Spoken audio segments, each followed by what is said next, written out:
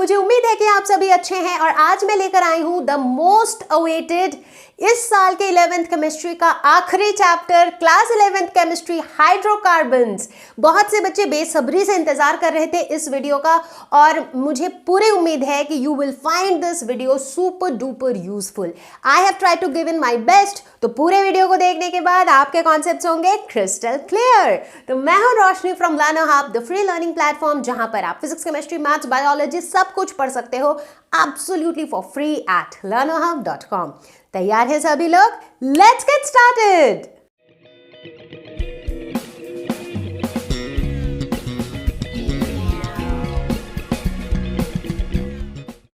क्या होते हैं हाइड्रोकार्बन्स? बताने की जरूरत ही नहीं है यार। हाइड्रोजन, कार्बन, कार्बन, यानी कि ऐसे कंपाउंड्स जो बने होते हैं सिर्फ हाइड्रोजन और कार्बन से, उन्हें हम कहते हैं hydrocarbons. Why do we study them? क्यों पढ़ते हैं? Obviously इसलिए पढ़ते हैं क्योंकि हमारे आसपास की चीजों में जो हमें डे टू डे लाइफ में काम आता है, इस तरह की चीजों में पाया जाता है हाइड्रोकार्बन। जैसे कि फ्यूल्स, चाहे आप CNG की बात कर लो जिससे ऑटो रिक्शा चलते हैं, या फिर आप LPG की बात कर लो जो हमारे कुकिंग पर्पस के लिए काम आता है गैस के सिलेंडर्स में, या फिर बात कर लो केरोसिन ऑयल की, तो इन सब में पाया जाता है हाइड्रोकार्बन्स। नॉट जस्ट दैट, बात कर लो पेंट्स की या फिर प्लास्टिक्स की, जिसकी इतनी वैरायटी ऑफ यूजेस होती है, इनमें भी पाया जाता है hydrocarbons. So day to day life से जुड़ी हुई चीजों के साथ जुड़ा हुआ है हाइड्रोकार्बन्स और इसीलिए हम इसे पढ़ते हैं। हाइड्रोकार्बन्स को हम ब्रॉडली दो कैटेगरी में क्लासिफाई कर सकते हैं, aliphatic compounds and cyclic compounds. Aliphatic compounds बोले तो ऐसे कंपाउंड्स जो स्ट्रेट चेन हो या ब्रांच्ड चेन हो, बेसिकली वो स्ट्रेट चेन कंपाउंड्स होंगे, उनमें साइक्लिक कंपाउंड्स नहीं बनते हैं। ठीक है, अब एलिफैटिक कंपाउंड्स को हम फर्दर तीन कैटेगरीज में डिवाइड कर सकते हैं, एल्केन, एल्कीन एंड एल्काइन। ठीक है, एल्केन बोले तो ऐसे हाइड्रोकार्बन्स जिसके अंदर सिर्फ सिंगल बॉन्ड्स होते हैं कार्बन और हाइड्रोजन के बीच में, जैसे कि मीथेन, इथेन, प्रोपेन, ब्यूटेन। और ये नाम तो आपके लिए नए नहीं होंगे क्योंकि हम ऑर्गेनिक केमिस्ट्री तो पढ़ के आए हैं, है कि नहीं? जिन बच्चों ने नहीं देखा है ऑर्गेनिक केमिस्ट्री का वीडियो, फटाफट से यूट्यूब पे जा करके आप सर्च कर सकते हो ऑर्गेनिक केमिस्ट्री लर्नर हब। चलो आगे बढ़ते हैं। जो दूसरा टाइप है दैट इज एल्कीन। ईन बोले तो डबल बॉन्ड, मतलब इस तरह के एलिफैटिक कंपाउंड्स में कम से कम एटलीस्ट एक डबल बॉन्ड तो होता है, जैसे कि इथीन, प्रोपीन, ब्यूटीन। ठीक है, और तीसरा कैटेगरी है अपना एल्काइन, जिसमें कम से कम एक ट्रिपल बॉन्ड होता हो, जैसे कि इथाइन, प्रोपाइन, ब्यूटाइन।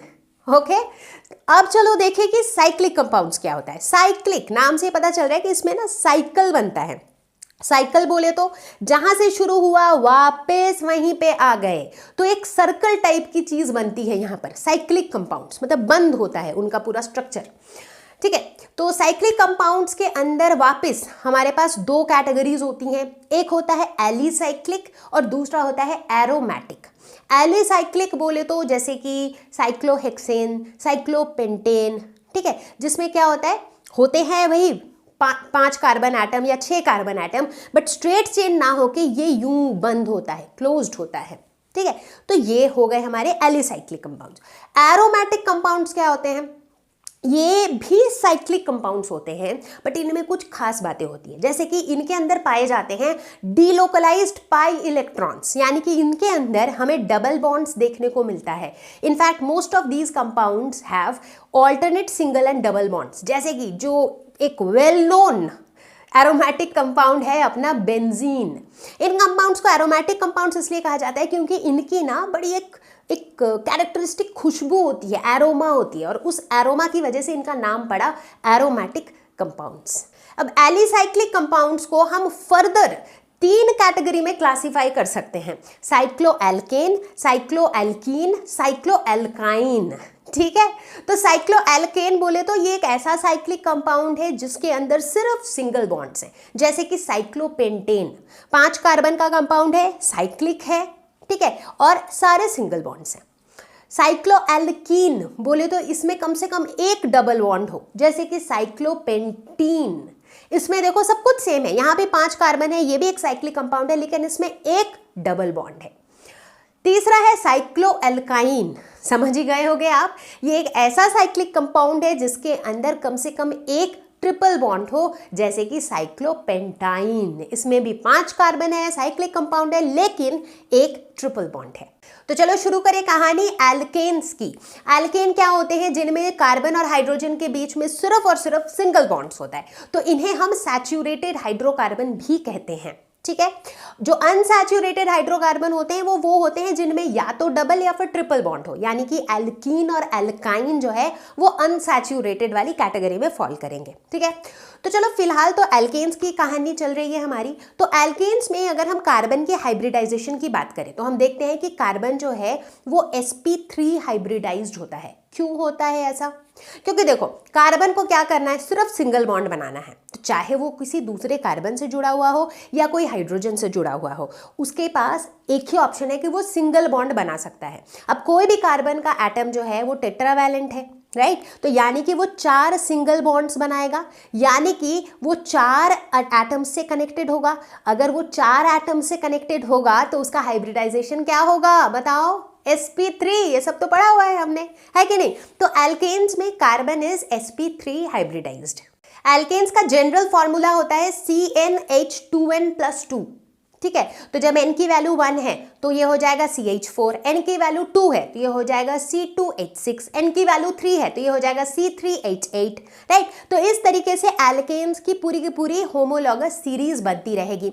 तो पहला मेंबर है मीथेन, फिर है ethane, propane, butane, pentane and so on.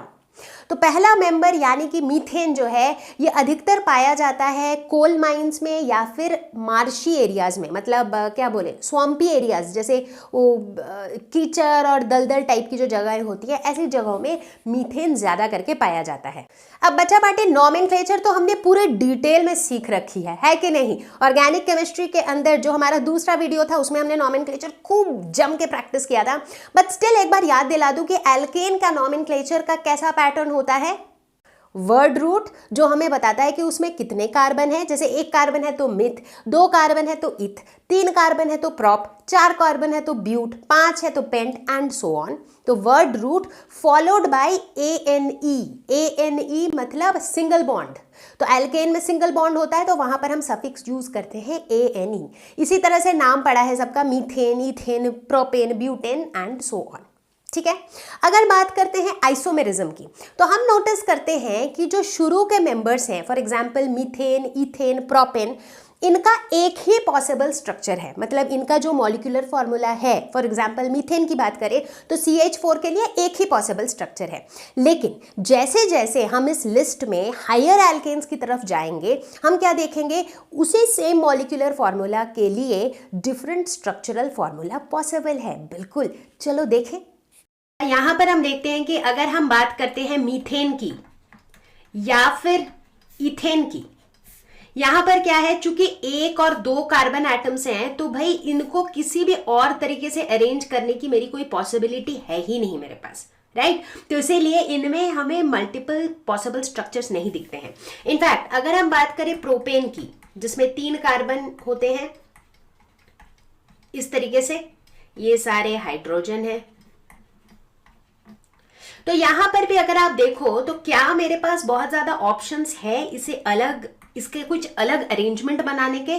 Not really, क्योंकि अगर CCU लिख दिया C तभी भी वो एक स्ट्रेट चेन ही है, अगर एक C को नीचे लिख दिया तभी भी it is a straight chain only. तो एज सच हम इससे कोई अलग ब्रांच्ड फॉर्म नहीं बना सकते हैं, ठीक है? लेकिन जहां हम थोड़े से हायर एल्केन्स में चले जाते हैं, जैसे कि ब्यूटेन जिसमें 4 कार्बन है, वहां पर हम क्या देखते हैं कि हमें अलग अलग स्ट्रक्चर्स मिल सकते हैं। जैसे एक स्ट्रक्चर हो सकता है जिसमें कि चारों के चारों कार्बन जो है वो एक के बाद एक स्ट्रेट चेन में है।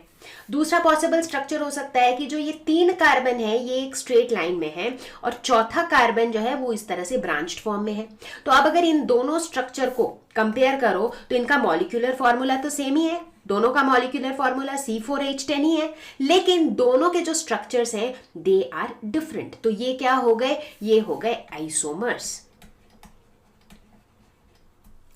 उसी तरीके से अगर हम थोड़े और बड़े एल्केन्स को देखते हैं, जैसे कि C5H12 जिसे हम कहते हैं पेंटेन, इसमें 5 कार्बन है। अब लॉजिकली सोच के देखो, जितने ज्यादा आपके पास कार्बन होंगे उतना ज्यादा आपके पास ऑप्शन होगा उनके साथ मतलब हेरा फेरी करने का, उनके साथ प्ले अराउंड करने का, राइट। अब यहां पर देखो 5 कार्बन है, तो एक तो सीधा सीधा ऑप्शन है कि भाई सबको एक के बाद एक स्ट्रेट लाइन में लगा दो, तो ये मेरा एक स्ट्रक्चर बन गया।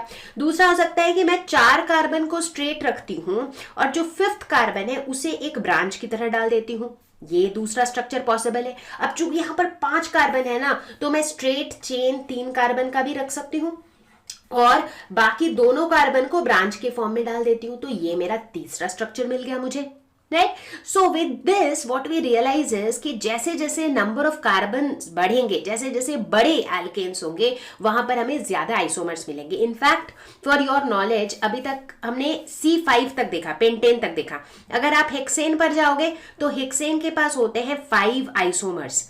अगर आप चले जाते हो C7 पर यानी कि हेप्टेन पर, तो उसके पास होते हैं 9 आइसोमर्स। और अगर आप बात करो C10 की, जहां पर 10 कार्बन एटम है, उसके होते हैं 75 यानी कि 75 आइसोमर्स। तो इतने 75 वेज में हम उसके स्ट्रक्चर को बना सकते हैं। तो इस तरीके से आइसोमेरिज्म हमें देखने को मिलता है इन हायर एल्केन्स। अब जब हम इन स्ट्रक्चर्स की बात करते हैं तो बेस्ड ऑन कि एक कार्बन जो है वो कितने और कार्बन से कनेक्टेड है, उसके बेसिस पर हम उसे primary carbon, secondary carbon, tertiary carbon, quaternary carbon ऐसे नाम देते हैं, क्योंकि एक कार्बन एट द मैक्स 4 ही चीज़ों से अटैच हो सकता है, ठीक है। तो अगर एक कार्बन सिर्फ एक कार्बन से अटैच्ड है या फिर वो किसी कार्बन से अटैच्ड ही नहीं है, तो उस कार्बन को हम कहते हैं प्राइमरी कार्बन या फिर 1 डिग्री कार्बन, ठीक है।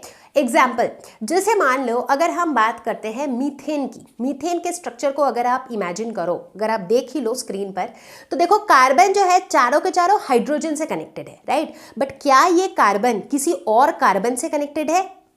नहीं, राइट। तो ये कैसा कार्बन है? ये प्राइमरी कार्बन है, ठीक है। अगर कोई कार्बन 0 नंबर ऑफ कार्बन से कनेक्टेड है या फिर 1 कार्बन से कनेक्टेड है, तो वो प्राइमरी कार्बन है या फिर 1 डिग्री कार्बन है। अगर कोई कार्बन 2 कार्बन से कनेक्टेड है तो वो क्या है? सेकेंडरी कार्बन या फिर 2 डिग्री कार्बन। अगर कोई कार्बन 3 और कार्बन से कनेक्टेड है तो वो क्या है? टर्शियरी कार्बन या फिर 3 डिग्री कार्बन। और अगर कोई कार्बन 4 और कार्बन से कनेक्टेड है कि भैया C है, इधर भी C, इधर भी C, नीचे भी C, ऊपर भी C, इस तरह का स्ट्रक्चर है, तो वो क्वाटर्नरी कार्बन या फिर 4 डिग्री कार्बन कहलाता है, ठीक है। क्लियर हुआ? तो चलो एक एग्जाम्पल ट्राई करते हैं।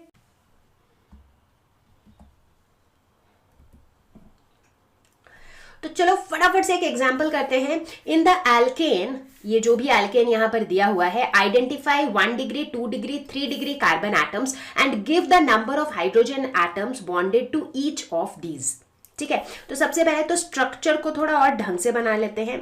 CH3, CH2, C, उसके बाद CH3 का होल 2, यानी कि इस C से 2 CH3 लगे हुए हैं इस तरीके से। उसके बाद CH2, उसके बाद CH और फिर CH3 होल 2, यानी कि इस वाले C के साथ भी 2 CH3 लगे हुए हैं। तो ये मेरा स्ट्रक्चर है और मुझे क्या बताना है कि कौन सा कार्बन 1 डिग्री है, 2 डिग्री है, 3 डिग्री है। चलो इधर से शुरुआत करते हैं। अगर हम इस कार्बन की बात करें तो ये वाला कार्बन कितने और कार्बन से जुड़ा हुआ है? एक और कार्बन से जुड़ा हुआ है, राइट। तो ये कैसा कार्बन हो जाएगा? ये हो जाएगा प्राइमरी कार्बन या फिर 1 डिग्री कार्बन, ठीक है। दूसरे कार्बन को देखते हैं। ये इधर एक कार्बन से जुड़ा है, इधर एक कार्बन से जुड़ा है, तो ये 2 कार्बन से जुड़ा है, ये हो जाएगा 2 डिग्री या फिर सेकेंडरी कार्बन। इस कार्बन को देखो तो इधर एक कार्बन, इधर एक कार्बन, नीचे एक, ऊपर एक, यानी कि ये 4 कार्बन से जुड़ा हुआ है, तो ये कैसा हो जाएगा? ये हो जाएगा क्वाटर्नरी कार्बन या फिर 4 डिग्री कार्बन, ठीक है। अब इस अगले वाले को देखो, ये वाले C का क्या हाल है? इधर एक कार्बन, इधर एक कार्बन, तो ये भी 2 डिग्री। इस C को देखें तो इधर इधर इधर, ऊपर नीचे और इस साइड, तो ये हो गया 3 डिग्री, ठीक है। अब ये जो बचे हुए हैं साइड साइड के, ये कार्बन एक ही से कनेक्टेड है तो ये 1 डिग्री, ये कार्बन भी एक ही से कनेक्टेड है तो 1 डिग्री, ये भी एक ही से कनेक्टेड है 1 डिग्री, ये भी एक ही से कनेक्टेड है 1 डिग्री, ठीक है। अब देखो 1 डिग्री को हम प्राइमरी भी कहते हैं, 2 डिग्री को हम सेकेंडरी भी कहते हैं, 3 डिग्री को हम टर्शियरी भी कहते हैं और 4 डिग्री को हम क्वार्टरनरी भी कहते हैं। ठीक है, क्लियर हो गया। अब इनके साथ कितने हाइड्रोजन एटम्स लगे हुए हैं यार, ये कोई बताने वाली बात है क्या? ये तो आप खुद ही कर लोगे। अब इस कार्बन को देखो जो 1 डिग्री है, इसके साथ कितने हाइड्रोजन लगे हुए हैं? इधर 3 हाइड्रोजन लगे हुए हैं। इसको देखो, इसके साथ 2 लगे हुए हैं। तो इस तरीके से आप खुद ही कैलकुलेट कर लोगे। ठीक है, एल्केन की कहानी तो पूरी हो ही नहीं सकती है अगर हम एल्काइल ग्रुप की बात ना करें। तो एल्केन से अगर आप एक हाइड्रोजन को भगा दो तो वो बन जाएगा एल्काइल ग्रुप। ठीक है, यानी कि मीथेन से CH4 से एक H को भगा दिया तो बन गया CH3 यानी कि मिथाइल ग्रुप। इथेन से एक हाइड्रोजन भगा दिया तो वो बन गया इथाइल। प्रोपेन से एक हाइड्रोजन भगा दिया तो बन गया प्रोपाइल एंड सो ऑन। तो हम कह सकते हैं कि जिस तरह से एल्केन का जनरल फॉर्मूला होता है CnH2n+2, उसी तरह से एल्काइल ग्रुप का जनरल फॉर्मूला क्या होगा बताओ? सिर्फ एक हाइड्रोजन ही कम करना है। तो एल्काइल ग्रुप का जनरल फॉर्मूला होगा CnH2n+1। ऐसे तो हम लोग सभी को नॉमेनक्लेचर करना आता ही है, लेकिन चलो फटाफट से एक दो बस एग्जाम्पल लेके ना एक बार दोबारा प्रैक्टिस कर लेते हैं। ठीक है, तो चलो पहला एग्जाम्पल ये है जहां पर हमें एक स्ट्रक्चरल फॉर्मूला दिया हुआ है और हमें बताना है इसका IUPAC नेम। तो जैसा कि मैंने पहले भी बताया है कि IUPAC नेम लिखने के लिए सबसे पहले इस स्ट्रक्चरल फॉर्मूला को थोड़ा सिंपल वे में बना लेते हैं। ठीक है, तो ये कह रहा है CH3 जो है ये कनेक्टेड है C से, यानी कि कार्बन से जो है 3 CH3 ग्रुप इस तरीके से लगे हुए हैं। उसके बाद इस कार्बन के साथ एक CH2 लगा हुआ है और इस CH2 के साथ एक C लगा हुआ है और इस C के साथ फिर से 3 CH3 ग्रुप लगे हुए हैं।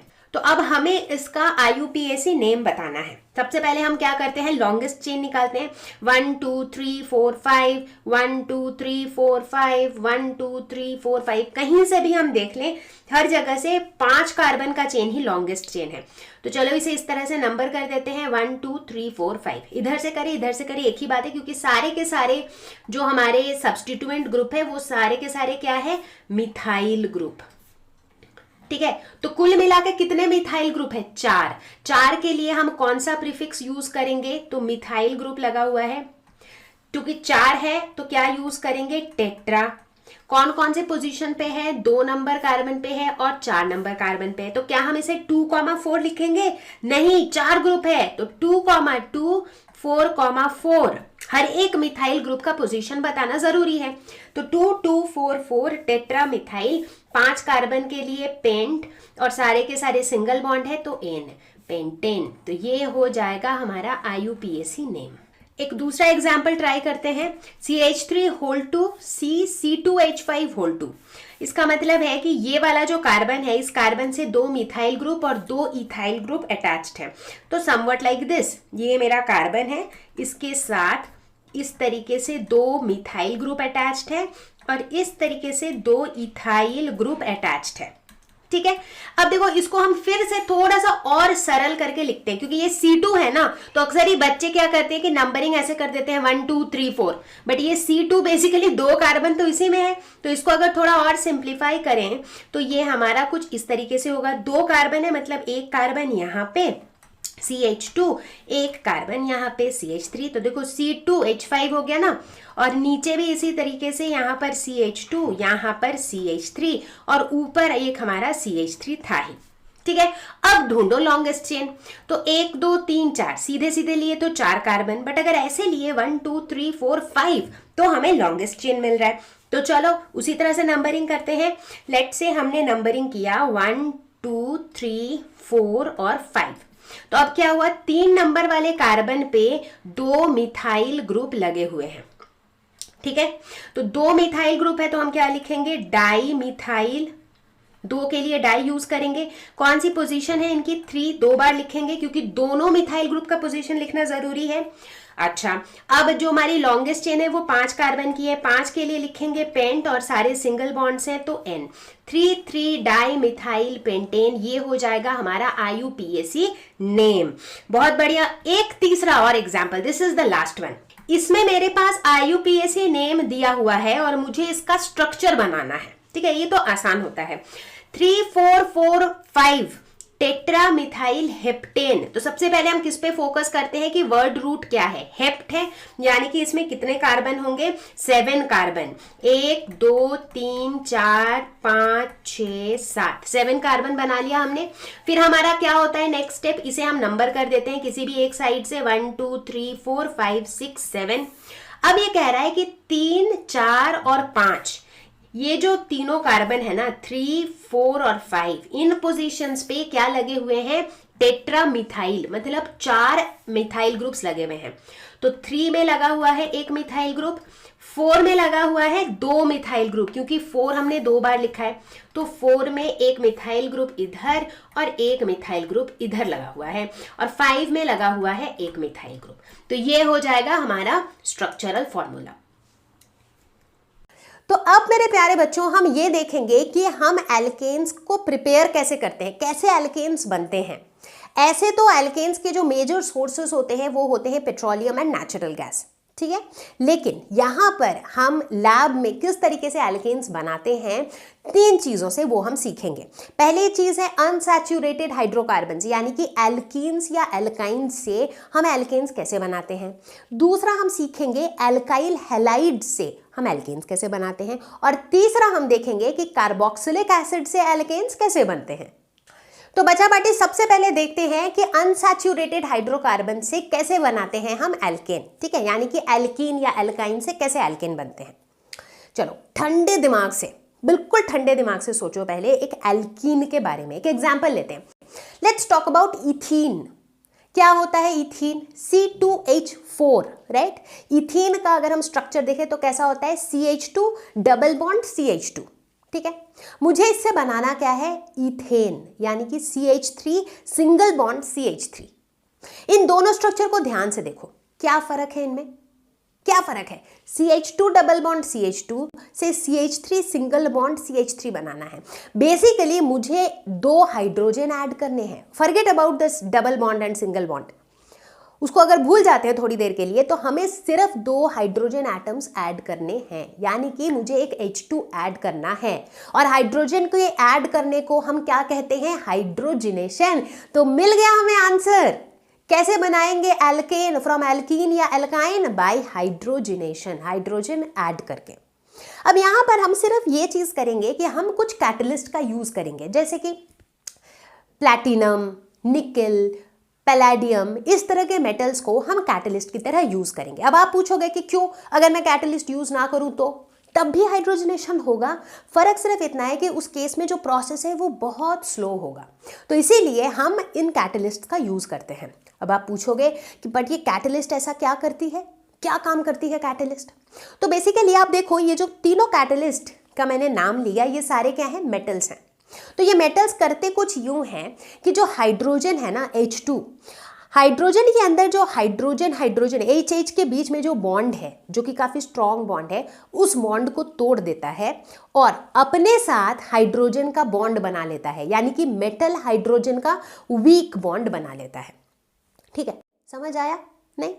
स्टोरी का एग्जाम्पल लेते हैं ना भाई, स्टोरी से मस्त समझ आएगा।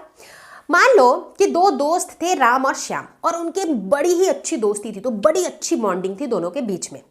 लेकिन एक दिन उनके लाइफ में एंट्री हुई किसी थर्ड पर्सन की, जैसे किसी भी सीरियल में या किसी भी मूवी में होता है। तो लेट अस सपोज एक दिन एक बंदे की एंट्री हुई जिसका नाम था रोहित।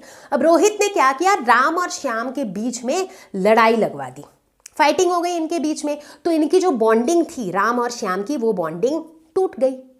ठीक है, लेकिन रोहित जो है, इसने राम से भी थोड़ी बहुत दोस्ती कर ली थी और श्याम से भी थोड़ी बहुत दोस्ती कर ली थी। ठीक है, लेकिन राम और रोहित की जो बॉन्डिंग थी वो बहुत स्ट्रांग नहीं थी। सिमिलरली श्याम और रोहित की जो बॉन्डिंग थी वो ज़्यादा स्ट्रांग नहीं थी। तो ये बॉन्डिंग इतनी कमज़ोर थी कि वो बड़ी आसानी से टूट सकता है कभी भी।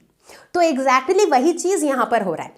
जो हाइड्रोजन का बॉन्डिंग था, उस बॉन्डिंग को ये मेटल तोड़ देता है और मेटल अपने साथ हाइड्रोजन का वीक बॉन्ड बना लेता है। तो मेटल हाइड्रोजन वीक बॉन्ड बन जाता है।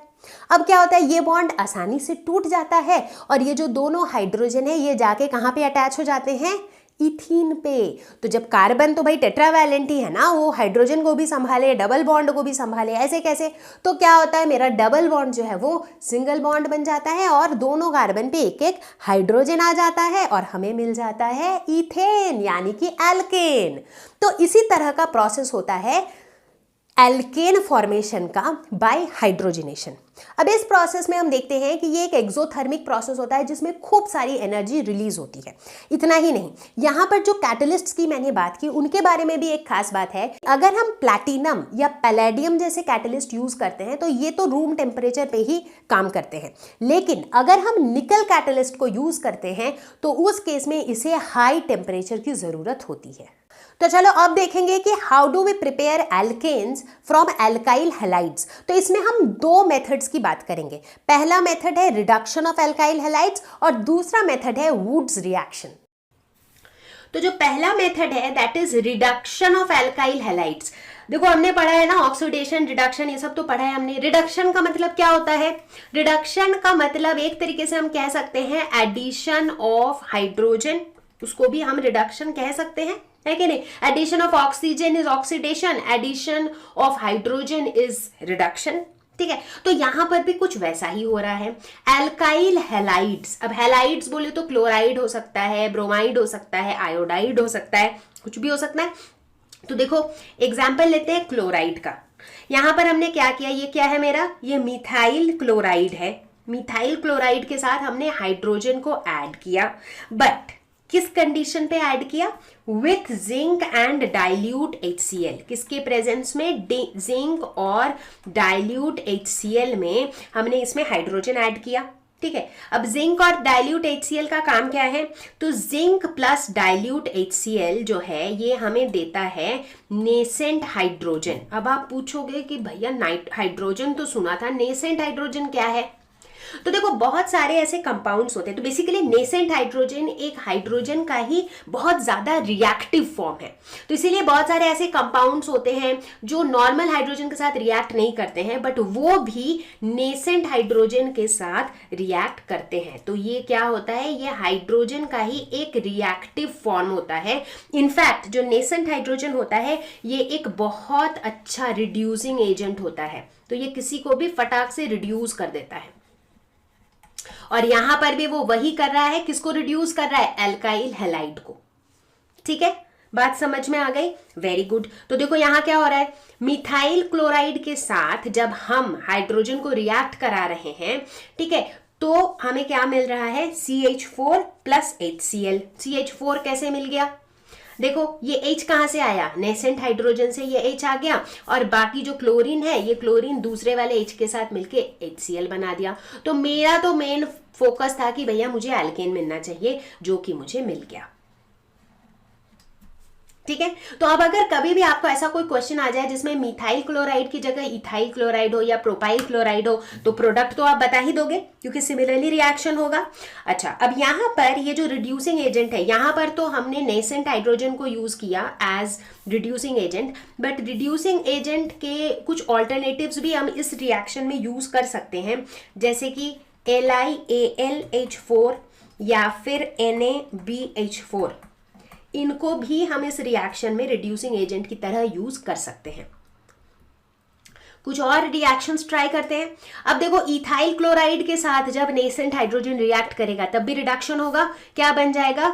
C2H6। तो बेसिकली जितने भी कार्बन का एल्काइल हैलाइड है उतने कार्बन का ही मुझे एल्केन मिल जाएगा। That is the short trick. ठीक है, तो अगर एक कार्बन का एल्काइल हैलाइड है तो एक कार्बन का एल्केन मिल जाएगा, दो कार्बन का एल्काइल हैलाइड है तो दो कार्बन का एल्केन मिल जाएगा। सिंपल सा फंडा है। ठीक है, अब यहां पर देखो ये क्या है? 3 कार्बन का एल्काइल हैलाइड है तो क्या मिलेगा? 3 कार्बन का एल्केन। ऐसे याद रखो।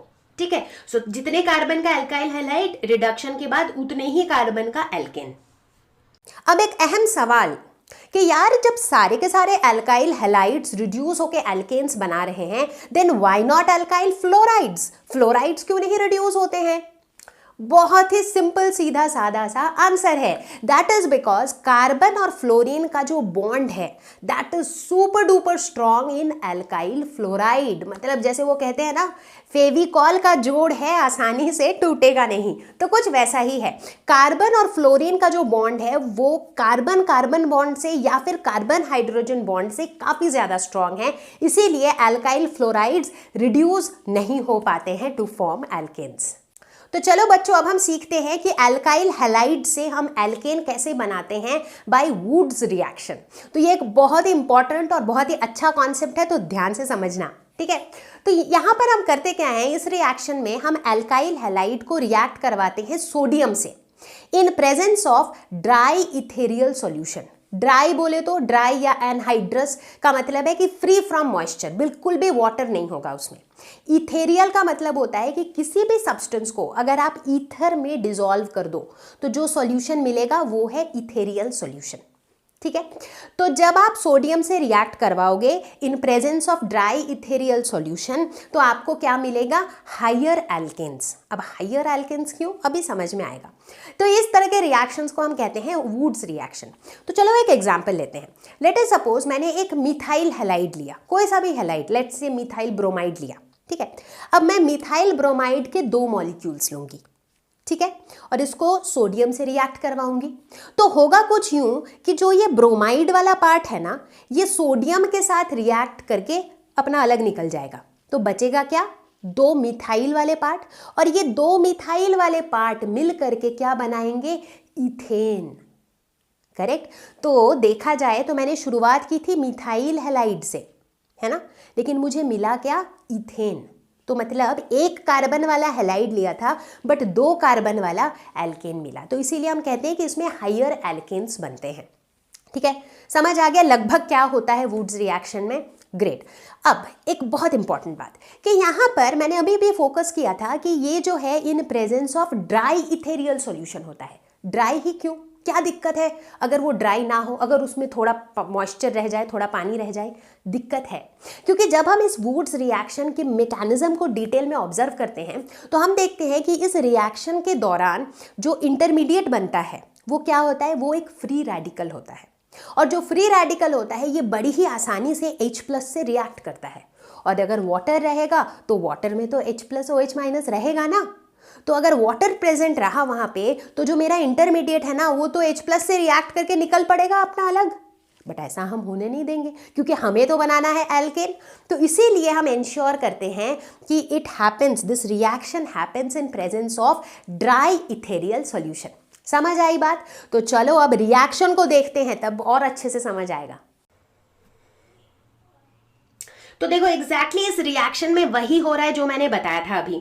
CH3Br मतलब कि मेरा एल्काइल हैलाइड, ब्रोमाइड है, हैलाइड है, तो मैंने क्या किया, CH3Br 2 ले लिया, 2 बार ले लिया, ठीक है। तो जब ये सोडियम के साथ रिएक्ट कर रहा है इन प्रेजेंस ऑफ ड्राई ईथर तो क्या हो रहा है, ये जो 2 CH3Br है ना, इनमें से Br हो जा रहा है गायब। ये Br जो है ये इस सोडियम के साथ मिल करके बना दे रहा है NaBr, ठीक है। तो बच क्या जा रहा है, इधर से CH3 और इधर से CH3। तो मतलब रिएक्शंस को ना इस तरीके से समझो ताकि फिर आपको उसे रटने की जरूरत ना पड़े, ठीक है। तो क्या हो रहा है, ये Br गायब हो जा रहा है सोडियम के साथ, तो बच जा रहा है मेरे पास ये एल्केन। और यहां पर तो भैया हम एल्केन की प्रिपरेशन ही पढ़ रहे हैं, है कि नहीं। तो यहां पर हमें क्या पता चल रहा है कि वुड्स रिएक्शन जो है, यहां पर हम क्या करते हैं कि कोई भी एल्काइल हैलाइड का बेसिकली हम 2 मॉलिक्यूल लेते हैं, ठीक है। तो जैसे मान लो यहां पर जो मैंने रिएक्टेंट लिया है वो क्या है, वो बेसिकली है मिथाइल ब्रोमाइड, ठीक है, यही तो लिया है, मतलब रिएक्टेंट तो मेरा यही है। बट क्या मुझे यहां पर मीथेन मिला है, नहीं मिला है। मुझे क्या मिला है, मुझे मिला है इथेन। मतलब अगर मैंने 1 कार्बन का एल्काइल हैलाइड लिया तो इधर मुझे 2 कार्बन का एल्केन मिला। ऐसा क्यों, क्योंकि ये जो बन रहा है ना, जो बनने का प्रोसेस है, इसमें 2 एल्काइल हैलाइड मिल करके इस एल्केन को बना रहे हैं। That is how the process is, ठीक है। ये बात बिल्कुल अच्छे से समझ में आ गई ना। दिस इज वेरी इंपॉर्टेंट क्योंकि बहुत बार बच्चे गलती करते हैं, एक इस तरह का रिएक्शन दिया हुआ रहेगा और आपको लगेगा अच्छा इधर मिथाइल ब्रोमाइड है तो भैया मीथेन बनेगा, बट नहीं बनेगा, रिएक्शन को समझना है। अब यहां पर मैं एक क्वेश्चन एक सवाल उठाती हूं, ठीक है, कि अगर मान लो कि ये जो एल्काइल हैलाइड है ना, ये दोनों एल्काइल हैलाइड में अगर सेम नंबर ऑफ कार्बन ना हो, जैसे यहां पर इसमें भी 1 कार्बन है, ये भी मिथाइल ब्रोमाइड है, ये भी मिथाइल ब्रोमाइड है, तो दोनों में एक एक कार्बन है, तो ये दोनों मिलकर के इन्होंने बना दिया इथेन। लेकिन लेट अस सपोज कि अगर मेरे पास एक ऐसी सिचुएशन हो जहां पर एक तरफ मेरे पास हो लेट से मिथाइल आयोडाइड, चलो कोई दूसरा हैलाइड ले लिया, ठीक है, आयोडीन ले लिया इस बार, और दूसरे तरफ मेरे पास मिथाइल आयोडाइड ना होके लेट अस से कि मेरे पास हो इथाइल आयोडाइड, यानी कि C2H5I। अब क्या हो गया, यहां पर तो मेरे पास है मिथाइल, एक कार्बन वाला एल्काइल हैलाइड, बट यहां पर मेरे पास क्या है, इथाइल, यानी कि 2 कार्बन वाला एल्काइल हैलाइड। तो अब अगर मैं पूछूं कि यहां पर मेरा प्रोडक्ट क्या होगा, तो यहां थोड़ा सा सोचने वाली बात आ गई, थोड़ा सोचना पड़ेगा, ठीक है। तो बेसिकली बहुत ध्यान से सुनना और समझना भी।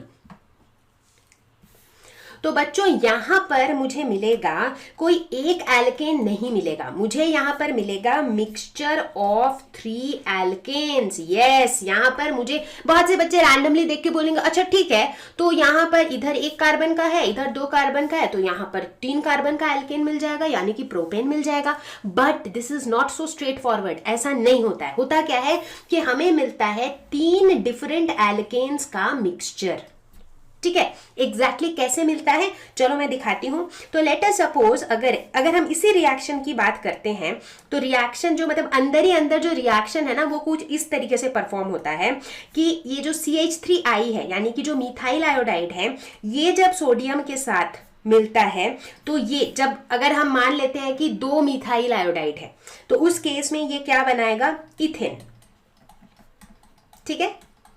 ऐसा सिंपल सा रिएक्शन होगा। अगर हम मान लेते हैं कि यार नहीं, दोनों जो थे इथाइल आयोडाइड ही थे, तो उस केस में मुझे किस तरह के प्रोडक्ट्स मिलेंगे, 2 इथाइल, यानी कि मुझे क्या मिलेगा, यहां पर मुझे मिलेगा ब्यूटेन, 2 कार्बन के 2 मॉलिक्यूल है ना, तो मतलब 4 कार्बन वाला एल्केन मिलेगा, तो C4H10 मिल जाएगा।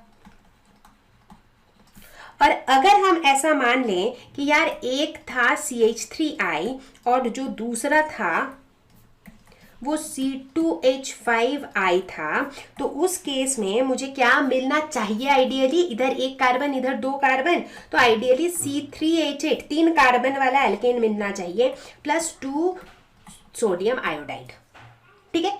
तो बहुत से बच्चों को इस रिएक्शन को पहली बार देखते ही लगेगा कि यही तो होना चाहिए स्ट्रेट फॉरवर्ड, बट ऐसा होता नहीं है। एक्चुअली में कुछ यूं होते हैं रिएक्शंस।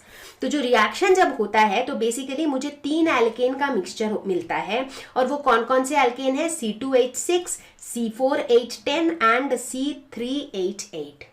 मतलब 2 कार्बन वाला एल्केन भी मिलता है, 3 कार्बन वाला एल्केन भी मिलता है, और 4 कार्बन वाला एल्केन भी मिलता है, ठीक है। तो इसका मतलब है कि जब हम रिएक्शन को अंदर डिटेल में देखते हैं, तो ये रिएक्शन कुछ इस तरीके से प्रोसीड होता है जैसे कि एक बार मिथाइल आयोडाइड का रिएक्शन हो रहा है सोडियम के साथ, एक बार इथाइल का हो रहा है सोडियम के साथ, और एक बार दोनों का मिक्सचर का हो रहा है। तो ये सारी खिचड़ी पक के जो है ना, हमें प्रोडक्ट में क्या मिलता है, इथेन भी मिलता है, ब्यूटेन भी मिलता है, और प्रोपेन भी मिलता है, ठीक है। अब यहां पर आ जाती है एक और प्रॉब्लम। यार ये मिक्सचर तो मिल जाता है तीनों का, बट इन मिक्सचर को जो है ना सेपरेट करना बिकम्स वेरी डिफिकल्ट। तो ये जो मिक्सचर हमें मिलता है, it is very difficult to separate the alkanes from the mixture, कि भैया नहीं मुझे तो भाई सिर्फ ब्यूटेन चाहिए, अब इसमें से ब्यूटेन को निकालना या प्रोपेन को निकालना बिकम्स वेरी डिफिकल्ट। और यही कारण है कि जो वुड्स रिएक्शन है, इसको हम यूज करते हैं किस तरह के एल्केन्स के लिए, जिसमें even number of carbon atoms हो। यानी कि इस रिएक्शन को हम जनरली इस तरह के सिचुएशन के लिए ही यूज करते हैं, जिसमें इधर भी जितने कार्बन है इधर भी उतने ही कार्बन हो, सो दैट जो हमें प्रोडक्ट मिले उसमें इवन नंबर ऑफ कार्बन हो। जैसे यहां पर देखो इवन नंबर नहीं था, राइट, इधर 1 कार्बन था, इधर 2 कार्बन था, राइट। तो इसीलिए प्रोडक्ट में क्या हुआ, product should have been 3 carbon वाला, राइट, प्रोपेन। तो अगर प्रोपेन है या फिर पेंटेन है जिसमें भी ऑड नंबर ऑफ कार्बन है, उनको बनाने के लिए हम कभी भी वुड्स रिएक्शन का यूज नहीं करते हैं, क्योंकि उनको जब भी हम बनाने जाते हैं तो क्या होता है, इस तरह का मिक्सचर बन जाता है 3 एल्केन का, जिनको हम सेपरेट कर ही नहीं पाते हैं। तो एज अ रिजल्ट हम कभी भी ऑड नंबर वाले कार्बन एटम्स वाला एल्केन हमें मिल ही नहीं पाता है। ठीक है, समझ में आ गया सबको? Very good. तो बच्चों अब हम सीखेंगे कि कैसे हम एल्केन्स को प्रिपेयर करते हैं फ्रॉम कार्बोक्सिलिक एसिड। ठीक है, तो इसके अंदर भी हम 2 मेथड्स की बात करेंगे। पहला डीकार्बोक्सिलेशन मेथड और दूसरा कोल्ब्स इलेक्ट्रोलिटिक मेथड। तो पहले मेथड को समझने के लिए हमें बिल्कुल ढंग से ये पता होना चाहिए कि what is carboxylation and what is decarboxylation. तो बच्चों डीकार्बोक्सिलेशन का मतलब होता है रिमूवल ऑफ CO2 ग्रुप, मतलब elimination of carbon dioxide. Carbon dioxide को हटाना होता है डीकार्बोक्सिलेशन और कार्बन डाइऑक्साइड का एडिशन होता है कार्बोक्सिलेशन। जैसे अगर हम बात करते हैं फोटोसिंथेसिस प्रोसेस की, तो उसमें क्या होता है, कार्बन डाइऑक्साइड प्लस वाटर जो है ये बनाता है ग्लूकोज, राइट। तो इसमें कार्बन डाइऑक्साइड ऐड हो रहा है, तो ये एक एग्जाम्पल है कार्बोक्सिलेशन का। ठीक है, लेकिन यहां पर जो हम देखेंगे जिसमें कार्बोक्सिलिक एसिड से एल्केन बनेगा, इसमें होगा क्या, कार्बोक्सिलिक एसिड का जो COOH ग्रुप है ना, वो पूरा का पूरा ग्रुप हट जाएगा और उसके बदले में सिर्फ एक प्रोटॉन आ जाएगा, सिर्फ एक H आ जाएगा। तो यानी कि कुल मिला के कार्बोक्सिलिक एसिड में से CO2 हट जा रहा है। तो क्या हो रहा है, डीकार्बोक्सिलेशन। चलो देखें कार्बोक्सिलिक एसिड से कैसे बनाते हैं हम एल्केन यूजिंग सोडा लाइम। जैसे कि हमें पता है सोडा लाइम क्या होता है, calcium oxide plus NaOH, this is soda lime. पता कर लो भैया सोडा लाइम क्या होता है, क्योंकि अक्सर ही हम सोडा लाइम यूज करेंगे कई सारे रिएक्शंस में इन ऑर्गेनिक केमिस्ट्री।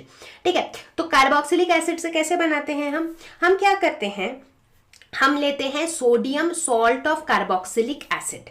ठीक है, अब क्या होता है, भारी भरकम नाम लग रहा है बट है आसान। कार्बोक्सिलिक एसिड बोले तो RCOOH, जिसमें भी COOH ग्रुप है that is carboxylic acid. R is let's say alkyl group. Sodium salt, sodium का सॉल्ट जैसे NaCl क्या होता है, Na+Cl-। उसी तरह यहां पर अगर मैं सोडियम सॉल्ट की बात करी हूं तो इसका मतलब Na+RCOO- Na+, इस फॉर्मेट में। ठीक है, तो ये हो गया मेरा sodium salt of carboxylic acid.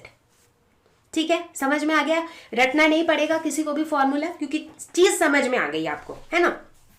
तो चलो ठीक है, ये हो गया मेरा sodium salt of carboxylic acid. इसको हम क्या करते हैं, इसको हम सोडा लाइम के साथ हीट करते हैं। सोडा लाइम क्या है, NaOH प्लस CaO, और ये ट्रायंगल का मतलब होता है कि इसको हम हीट कर रहे हैं। तो जब हम इसको हीट करते हैं तो हमें क्या मिलता है प्रोडक्ट में, देखो ध्यान से देखो क्या मिलेगा। यहां पर मैंने क्या बोला था, कार्बोक्सिलिक एसिड से एल्केन जब भी बनेगा तो डीकार्बोक्सिलेशन होगा, यानी कि ये वाला जो sodium salt of carboxylic acid है इसमें से CO2 को हमको हटाना है। ठीक है, तो CO2 को हटाना है तो मतलब ये वाला पार्ट को हटाना है, CO2 वाला पार्ट। तो चलो हटा दिया। तो अगर इस पार्ट को हमने हटा दिया तो इस पार्ट को रिप्लेस कौन करेगा, एल्केन अगर हमें बनाना है तो एल्काइल ग्रुप के साथ हाइड्रोजन डालना पड़ेगा, तभी तो एल्केन बनेगा, है ना। तो चलो एल्काइल ग्रुप के साथ मैंने हाइड्रोजन डाल दिया, तो मेरे पास जो भी बचा उसका क्या हुआ, इधर ऑलरेडी एक Na था, अब इधर भी एक Na है, तो Na2 आ गया इधर, और इधर से CO2 निकला, इधर एक ऑलरेडी O था तो CO3 आ गया। ठीक है, तो रिएक्शंस को समझो। अभी मैं हर एक रिएक्शन के रिएक्शन मैकेनिज्म पे नहीं जा रही हूँ, क्योंकि अभी आपके इस बार के करिकुलम के हिसाब से reaction mechanisms are not there in detail. ठीक है, but at least I will help you to understand the reactions, ताकि आपको उन्हें रटना ना पड़े। ठीक है, तो समझ में आ गया। कार्बोक्सिलिक एसिड से बनाना है तो sodium salt of carboxylic acid लिया, इसको सोडा लाइम के साथ हीट किया। फिर आप खुद से सोच के देखो, एल्केन बनाना है, एल्केन बनाने के लिए R के साथ H चला गया, बाकी जो भी चीजें बची उन सबको हमने साथ में कर दिया, तो Na2CO3 मिल गया मुझे। ठीक है, तो इस तरह से होता है एल्केन का प्रिपरेशन। कोई एग्जाम्पल ले लेते हैं प्रॉपर, जैसे यहाँ पर ये क्या है, सोडियम एसीटेट, मतलब जो R है दैट इज बेसिकली CH3। तो यहाँ पर भी क्या होगा, ये जो एल्काइल ग्रुप है इसके साथ हम एक और हाइड्रोजन लगा देंगे, ये वाला हाइड्रोजन लगा देंगे, तो ये क्या बन जाएगा, CH4, मीथेन बन गया। अब जो भी बचा हुआ पार्ट था उससे क्या बन गया, Na2CO3। हो गया हमारा रिएक्शन खत्म। अब इसी को अगर हम इन जनरल किसी के भी लिए अगर आप इसको एज्यूम करोगे तो this is what you get, RCOOH, है ना। तो ये COOH जो है इसमें से क्या होता है, ये COO, ये कार्बन डाइऑक्साइड निकल जाता है इस तरीके से। देखो कार्बन डाइऑक्साइड निकल गया और इसे हम क्या कहते हैं, डीकार्बोक्सिलेशन, और हमें मिल जाता है एल्केन। तो बेसिक फंडा इसका यही होता है, कार्बोक्सिलिक एसिड से अगर एल्केन बनाना है तो भैया वहां से कार्बन डाइऑक्साइड को हटाओ। अब उसको हटाने के लिए हमें कोई तो एजेंट चाहिए, कोई तो साधन चाहिए, एंड दैट साधन इज सोडा लाइम। तो अब बारी है समझने की कोल्ब्स इलेक्ट्रोलिटिक मेथड। ठीक है, इससे पहले कि हम कोल्ब्स इलेक्ट्रोलिटिक मेथड समझें, मैं सबसे पहले ये पूछ लूं कि क्या आप सभी को पता है कि इलेक्ट्रोलिटिक मेथड होता क्या है, इलेक्ट्रोलिसिस होता क्या है। तो बेसिकली इलेक्ट्रोलिसिस का मतलब होता है कि किसी भी सब्सटेंस के थ्रू जब हम इलेक्ट्रिक करंट पास करते हैं ताकि उसमें कुछ केमिकल चेंजेस अकर हो, उसे हम कहते हैं इलेक्ट्रोलिसिस। अब इलेक्ट्रोलिसिस को हम करते कैसे हैं, तो हम इसे करते हैं एक इलेक्ट्रोलिटिक सेल के अंदर, जिसके अंदर एक पॉजिटिव इलेक्ट्रोड होता है, एक नेगेटिव इलेक्ट्रोड होता है और एक इलेक्ट्रोलिटिक सॉल्यूशन होता है। तो ये जो इलेक्ट्रोलिटिक सॉल्यूशन होता है इसके अंदर positively charge ions, negatively charge ions होते हैं। तो जो पॉजिटिव आयंस हैं वो नेगेटिव इलेक्ट्रोड की तरफ जाते हैं, जो नेगेटिव आयंस हैं वो पॉजिटिव इलेक्ट्रोड की तरफ आते हैं, राइट। तो इस तरीके से हमारे पॉजिटिव और नेगेटिव इलेक्ट्रोड्स पे यानी कि एनोड और कैथोड पे कुछ रिएक्शंस अकर होते हैं। तो कुल मिला के ये होता है हमारा इलेक्ट्रोलिसिस का प्रोसेस। तो चलो बात करते हैं यहाँ पर यानी कि कोल्ब्स इलेक्ट्रोलिटिक प्रोसेस की। तो इस प्रोसेस के अंदर भी हमारा एक एनोड होता है पॉजिटिव इलेक्ट्रोड, एक कैथोड होता है नेगेटिव इलेक्ट्रोड, और यहाँ पर हमें एल्केन मिलता है कहाँ पर बना हुआ, एनोड पे यानी कि पॉजिटिव इलेक्ट्रोड पे। और यहाँ पर हमारा इलेक्ट्रोलिटिक सॉल्यूशन क्या होता है, इलेक्ट्रोलिटिक सॉल्यूशन होता है हमारा सोडियम और potassium salt of carboxylic acid का एक्वस सॉल्यूशन। ठीक है, समझ आया नहीं आया, चलो डिटेल में इसे समझते हैं विथ ऑल द रिएक्शंस। तो चलो सबसे पहले देखते हैं कि इस पूरे मेथड के दौरान होता क्या है। तो इसके अंदर हम लेते हैं सोडियम और potassium salt of carboxylic acid. अब ये तो सबको पता है कि भैया ये सॉल्ट होता क्या है, कार्बोक्सिलिक एसिड बोले तो RCOOH, है ना, और सोडियम और पोटेशियम सॉल्ट बोले तो RCOONA। इस तरह का होता है sodium salt of carboxylic acid, या फिर potassium salt of carboxylic acid होगा तो सोडियम की जगह पोटेशियम हो जाएगा, इतना ही फर्क है। ठीक है, इसको हम लेते हैं, इसका कैसा सॉल्यूशन लेते हैं, एक्वस सॉल्यूशन, यानी कि इसको हम पानी में मिला।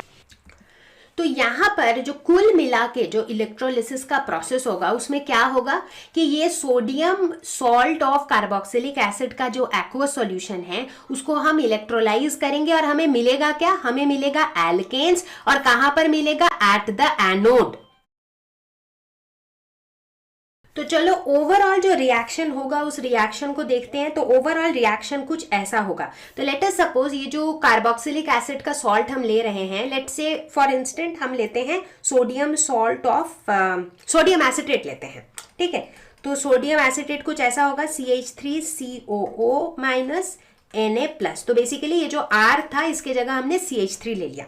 इसका नाम क्या है, इसका नाम है सोडियम एसीटेट। ठीक है, तो हमने क्या कहा, इसका एक्वस सॉल्यूशन यानी कि इसके साथ हम वाटर को मिक्स करेंगे तो हमें मिलता क्या है, जो हमारा एंड प्रोडक्ट क्या है, एल्केन्स। तो एल्केन्स यहाँ पे क्या मिलता है, CH3CH3, ये एल्केन मिलता है। तो देखो CH3CH3 मतलब यहाँ पर देखो ये बैलेंस्ड रिएक्शन मैंने लिखा है, तो 2CH3 है, तो ये वाला CH3 वाला पार्ट जो है ये बना देगा इथेन।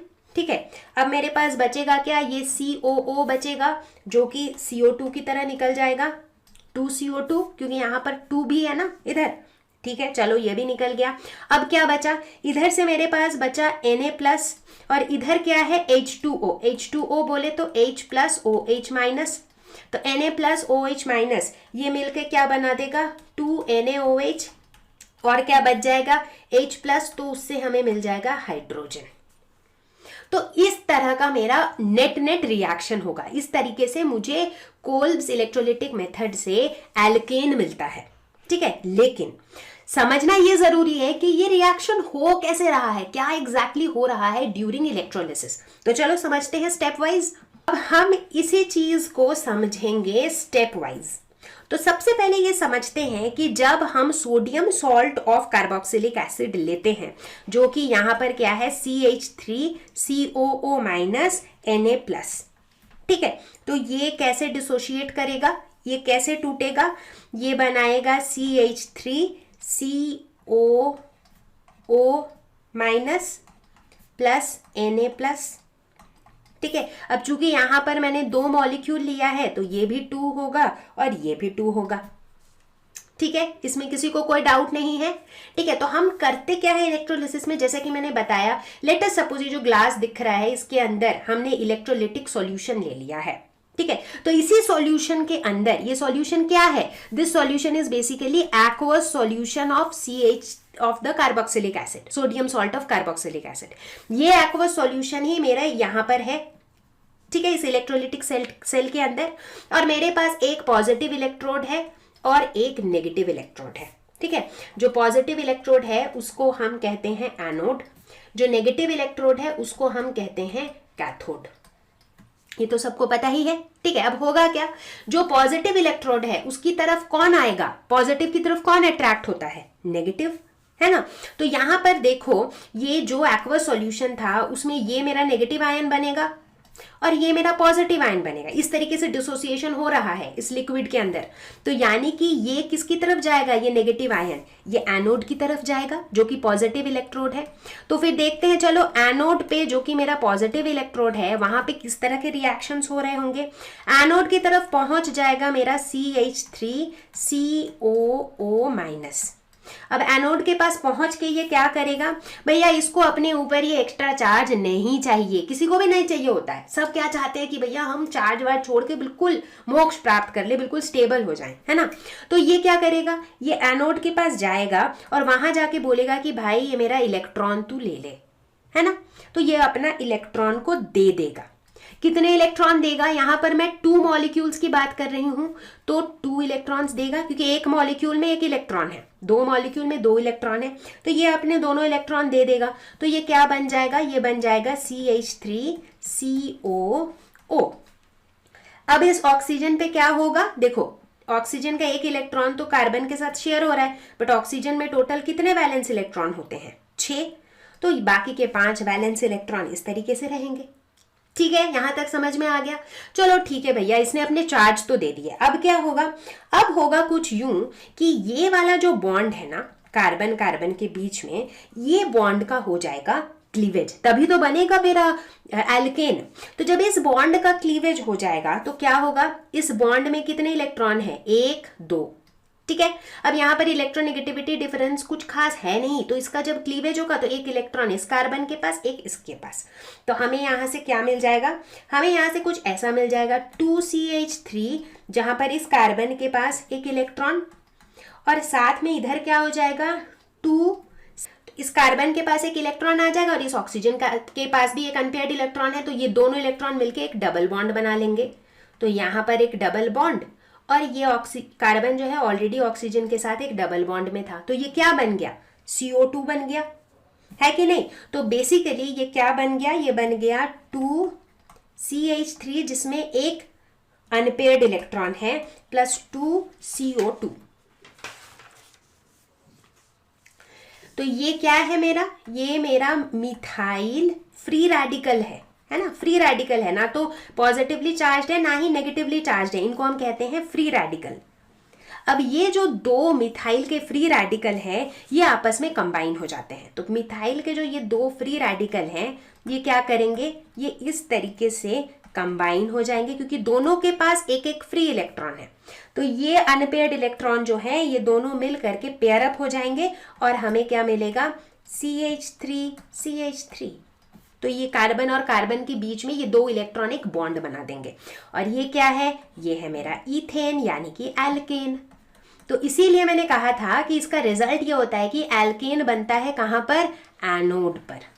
अब सबको समझ में आ गया कि कोल्ब्स इलेक्ट्रोलाइटिक मेथड से कैसे एल्केन जो है वो एनोड पे बनता है। ठीक है, अब एक सवाल जो दिमाग में आ ही सकता है कि यार कैथोड में क्या चल रहा है, क्योंकि हमारा सारा फोकस तो एल्केन बनाने पे था, बट कैथोड पे चल क्या रहा है। तो कैथोड मेरा क्या है, नेगेटिव इलेक्ट्रोड है। तो कैथोड में क्या हो रहा है, देखो ये मेरा क्या था, एक्वस सॉल्यूशन था, राइट। तो कहीं ना कहीं यहाँ पर H2O भी तो था, जिसको अभी तक हम इग्नोर मार रहे थे। तो H2O भी जो है वो H प्लस और OH माइनस बना ही रहा था, है ना। तो ये जो H प्लस था, ये पॉजिटिव आयन किधर चला गया, कैथोड की तरफ चला गया। ठीक है, और वहां पर जाकर ये जो H प्लस था, ये जो दो इलेक्ट्रॉन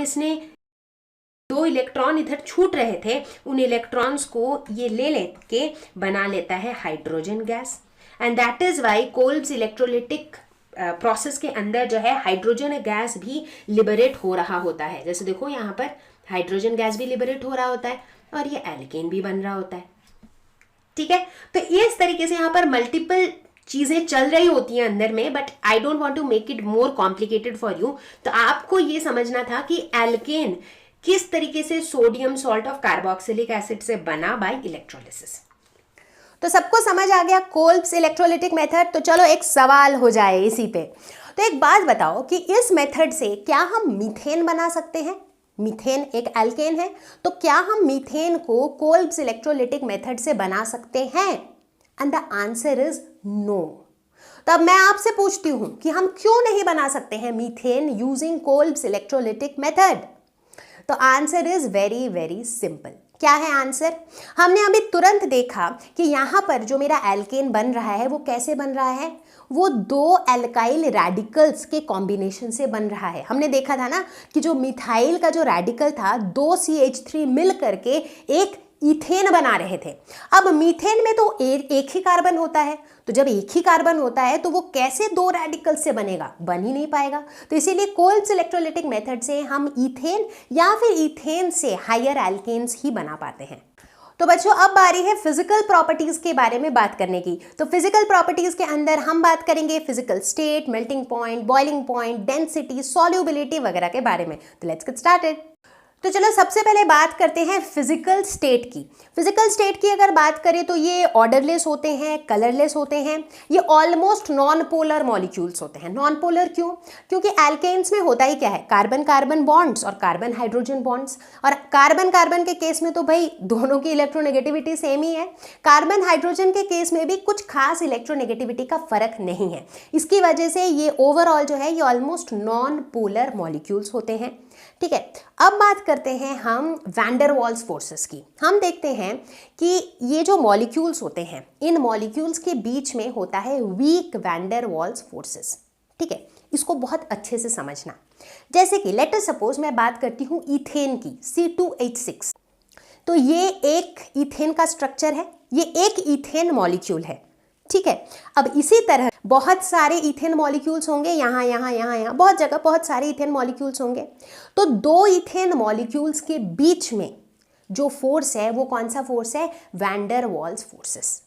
ठीक है, एक बार फिर से समझो, ये मेरा एक इथेन मॉलिक्यूल है। तो लेट अस सपोज इस एक इथेन मॉलिक्यूल को मैं इस बॉल से रिप्रेजेंट करती हूँ, मतलब इस बॉल के अंदर 1 इथेन है। ठीक है, तो इस तरह के जो दो इथेन मॉलिक्यूल हैं, इनके बीच में किस तरह का फोर्स है? Van der Waals force. और वैन डर वाल्स फोर्स कैसा होता है? बहुत ही वीक फोर्स होता है। चूंकि बहुत ही वीक फोर्स होता है तो क्या होगा, ये दोनों जो है ना एकदम एक दूसरे से बहुत सटे हुए नहीं रहेंगे, बहुत ही कमजोर सा फोर्स है, तो ये काइंड ऑफ दूर दूर ही है। तो एज अ रिजल्ट ऐसा देखा गया है एल्केन्स में कि जो पहले 4 मेंबर्स हैं, मीथेन, इथेन, प्रोपेन और butane, they exist as gases. क्यों? क्योंकि ये दूर दूर रहते हैं, इतना वीक फोर्स है बीच में, दूर दूर रहते हैं, तो इंटरमॉलिक्यूलर डिस्टेंस बहुत ज़्यादा है। और बहुत ज़्यादा इंटरमॉलिक्यूलर डिस्टेंस किसके केस में होता है? गैस के केस में। ठीक है, अब हम देखते हैं कि जैसे ही हम पेंटेन पे पहुंचते हैं जहां पर 5 कार्बन है, वहां से पेंटेन, हेक्सेन, हेप्टेन, ऑक्टेन से लेकर के 17 कार्बन वाले एल्केन तक सारे के सारे लिक्विड्स की तरह एग्जिस्ट करते हैं। ठीक है, अब आप सोचोगे कि ये लोग लिक्विड की तरह एग्जिस्ट क्यों करते हैं? ऐसा इसलिए, देखो, जैसे ही मेरे नंबर ऑफ कार्बन एटम्स बढ़ रहे हैं तो मेरा ओवरऑल मॉलिक्यूल का साइज बढ़ रहा है, राइट? मतलब एक 2 कार्बन का एल्केन और एक 10 कार्बन का एल्केन, साइज में तो फर्क हो जाएगा, राइट? तो अब क्या हो गया, पहले जो मेरा इतना बड़ा बॉल था, अगर हम इथेन की बात कर रहे तो अब अगर मैं एक 10 कार्बन के एल्केन की बात करूं तो वो शायद एक इतना बड़ा बॉल है, राइट? अब इतने बड़े 2 बॉल के बीच का जो इंटरमॉलिक्यूलर फोर्स है, जो वैंडर वॉल्स फोर्स है, उसके साथ क्या हो रहा है? देखो, ये जो 2 बॉल है, इन 2 बॉल के बीच में जो वैंडर वॉल्स फोर्स होगा वो भी पहले से थोड़ा ज्यादा होगा, राइट? क्योंकि अब बड़े बड़े बड़े बड़े हैं सारे के सारे बॉल्स। अब 2 बड़े बॉल्स के बीच में जो बीच वाला एरिया है, आप देखो उसमें वो एरिया भी ज्यादा है, तो इनके पास जो वैंडर वॉल्स फोर्स होगा वो भी थोड़ा बढ़ जाएगा, है कि नहीं? चूंकि थोड़ा बढ़ जाएगा तो पहले के कंपैरिजन में अब ये बड़े वाले बॉल्स एक दूसरे के थोड़े पास रहेंगे, तो एज अ रिजल्ट अब ये लिक्विड स्टेट में रहेंगे। और अगर हम फर्दर हायर एल्केन्स की बात करें, मतलब जिनके अंदर 17 से भी ज्यादा कार्बन एटम्स हैं, तो वो लोग एग्जिस्ट करते हैं एज सॉलिड्स। बात करते हैं बॉइलिंग पॉइंट की। बॉइलिंग पॉइंट के केस में हम देखते हैं कि जैसे जैसे हमारा मॉलिक्यूलर मास बढ़ता है वैसे वैसे हमारा बॉइलिंग पॉइंट बढ़ता है। ऐसा क्यों? सोचो, मॉलिक्यूलर मास बढ़ता है मतलब मॉलिक्यूलर मास बढ़ रहा है, मतलब जो मॉलिक्यूल का साइज है वो भी बढ़ रहा है, क्योंकि जैसे जैसे हम मीथेन से इथेन, इथेन से प्रोपेन, ब्यूटेन, पेंटेन, जैसे जैसे नीचे आ रहे हैं, हमारे कार्बन एटम्स बढ़ रहे हैं, हाइड्रोजन एटम्स बढ़ रहे हैं, तो मॉलिक्यूल का साइज बढ़ रहा है, राइट? मॉलिक्यूल का साइज जैसे ही बढ़ने लग जा रहा है तो मेरा वैंडर वॉल्स फोर्सेस जो है वो भी बढ़ रहा है। कैसे? जब मॉलिक्यूलर साइज छोटे थे तो इन 2 बॉल के बीच में वैंडर वॉल्स फोर्सेस थे, ठीक है? अब चूंकि बॉल का साइज छोटा है तो इनका सरफेस एरिया भी छोटा है ऑब्वियसली, तो इसीलिए इनका वैंडर वॉल्स फोर्स जो है वो सरफेस एरिया से रिलेटेड है, तो एज अ रिजल्ट वो वैंडर वॉल्स फोर्स भी छोटा है। जैसे मेरा मॉलिक्यूलर साइज बढ़ रहा है तो मेरा सरफेस एरिया भी बढ़ रहा है, एज अ रिजल्ट इनके बीच का जो वैंडर वॉल्स फोर्स है वो भी बढ़ रहा है। अगर वैंडर वॉल्स फोर्स मेरा बढ़ रहा है तो वो फोर्स को तोड़ने के लिए मुझे ज्यादा टेम्परेचर चाहिए होगा, राइट? अगर वो फोर्स काफी स्ट्रांग है तो बड़ी आसानी से तो नहीं टूटेगा, है ना? तो उसको तोड़ने के लिए मुझे ज्यादा टेम्परेचर तक उसे हीट करना होगा, यानी कि उसका बॉइलिंग पॉइंट बढ़ जाएगा। Simple, right? तो इतना तो सबको पता है, राइट, कि कोई भी सब्सटेंस को अगर हम बॉयल कर रहे हैं मतलब हम क्या करना चाह रहे हैं, उसे लिक्विड स्टेट से वेपर स्टेट में ले जाना चाह रहे हैं। तो लिक्विड से वेपर में ले जाने के लिए उनके मॉलिक्यूल के बीच का जो डिस्टेंस है उसको बढ़ाना पड़ेगा, यानी कि उनका जो वैंडर वॉल्स फोर्स है उनको हमें ब्रेक करना पड़ेगा, उनको तोड़ना पड़ेगा ताकि उनके बीच का डिस्टेंस बढ़ जाए। तो सबको समझ में आ गया कि क्यों with increase in molecular mass हमारा बॉइलिंग पॉइंट इंक्रीज होता है। अब बॉइलिंग पॉइंट के कॉन्टेक्स्ट में एक और इंटरेस्टिंग फैक्ट देखते हैं। हम नोटिस करते हैं कि अगर हमारे पास 2 या 3 ऐसे कंपाउंड्स हैं जिनका मॉलिक्यूलर फॉर्मूला सेम है लेकिन उनके स्ट्रक्चर्स अलग हैं, तो हम नोटिस करते हैं कि जहां पर ज्यादा ब्रांच स्ट्रक्चर होता है वहां पर बॉइलिंग पॉइंट उतना कम होता है। अब आप सोचोगे कि यार ब्रांच स्ट्रक्चर से बॉइलिंग पॉइंट का क्या लिंक है? लिंक है, क्योंकि जैसे जैसे मेरा स्ट्रक्चर ज्यादा ब्रांच्ड होता जाता है वैसे वैसे ना वो स्ट्रक्चर लगभग स्फीयर की तरफ बढ़ता है, मतलब स्फीयर के शेप की तरफ वो आगे बढ़ता है, राइट? जैसे मान लो एक पेंटेन का स्ट्रक्चर देखो, एक है बिल्कुल 5 कार्बन एक के बाद एक है, ठीक है? दूसरा है कि 5 कार्बन एक के बाद एक ना होके एक कार्बन जो है वो सब्स्टिट्यूट की तरह लगा हुआ है। और तीसरा एक फॉर्म है जहां पर एक कार्बन है, ऊपर नीचे कार्बन, दोनों साइड कार्बन।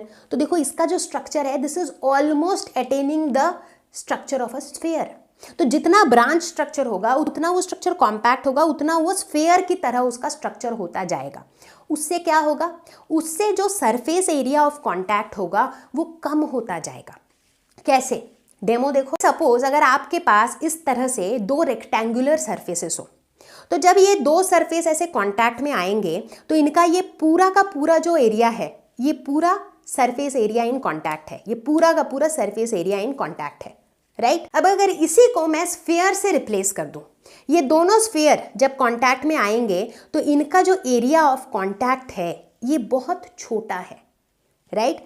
तो the same is true in this case. तो जैसे जैसे ये ब्रांच्ड चेन हो जाते हैं तो उनका जो सरफेस एरिया ऑफ कांटेक्ट है वो कम हो जाता है।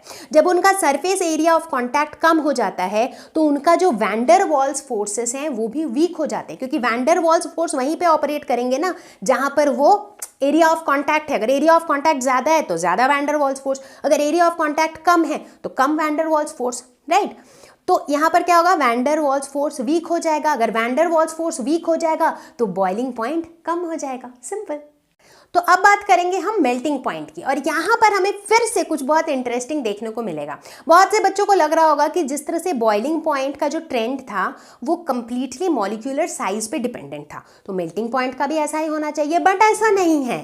यहां पर हमें with increase in molecular size एक smooth increase in melting point देखने को नहीं मिलता है। क्यों नहीं मिलता है? मेल्टिंग पॉइंट क्या है? मेल्टिंग पॉइंट बोले तो हम सॉलिड को लिक्विड में मेल्ट कर रहे हैं, मतलब हम सॉलिड से लिक्विड में चेंज कर रहे हैं, ठीक है। तो जहां सॉलिड पिक्चर में आ जाता है ना, वहां पर सिर्फ साइज इंपॉर्टेंट नहीं होता है, वहां पर यह भी इंपॉर्टेंट होता है कि वो जो सॉलिड का जो लैटिस स्ट्रक्चर है उसके अंदर मॉलिक्यूल्स किस तरीके से पैक्ड है, राइट।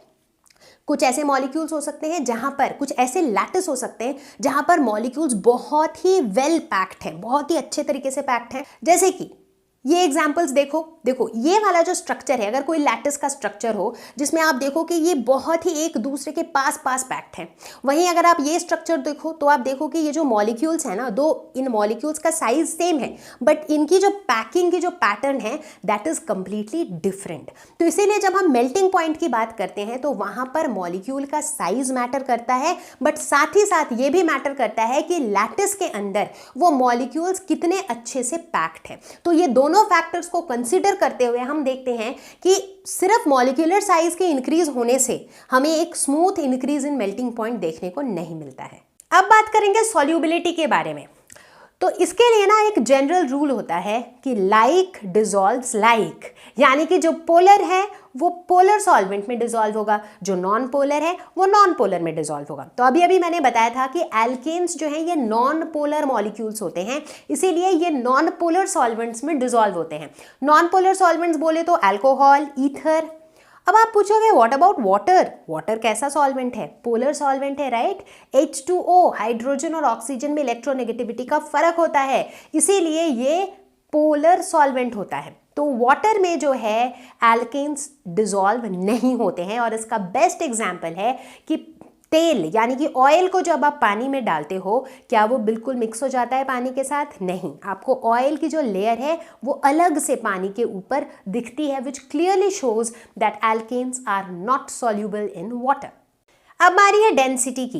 तो एल्केन्स के अगर आप डेंसिटी के ट्रेंड देखो तो आप देखोगे जैसे जैसे मॉलिक्यूलर मास बढ़ रहा है वैसे वैसे इनकी डेंसिटी बढ़ रही है, लेकिन एक पॉइंट पर आकर डेंसिटी की वैल्यू कांस्टेंट हो जाती है, and that constant value is 0.8 ग्राम पर centimetre cube, which actually means कि जितने भी एल्केन्स हैं इनकी डेंसिटी वाटर के डेंसिटी से एनी टाइम कम है, क्योंकि वाटर की डेंसिटी तो 1 ग्राम पर सेंटीमीटर क्यूब होता है, एंड दैट्स द रीजन जब हम एक ग्लास ऑफ वाटर के ऊपर ऑयल डालते हैं तो ऑयल जो है वाटर के ऊपर फ्लोट करता है, बिकॉज क्योंकि ऑयल का जो डेंसिटी है वो वाटर से कम है।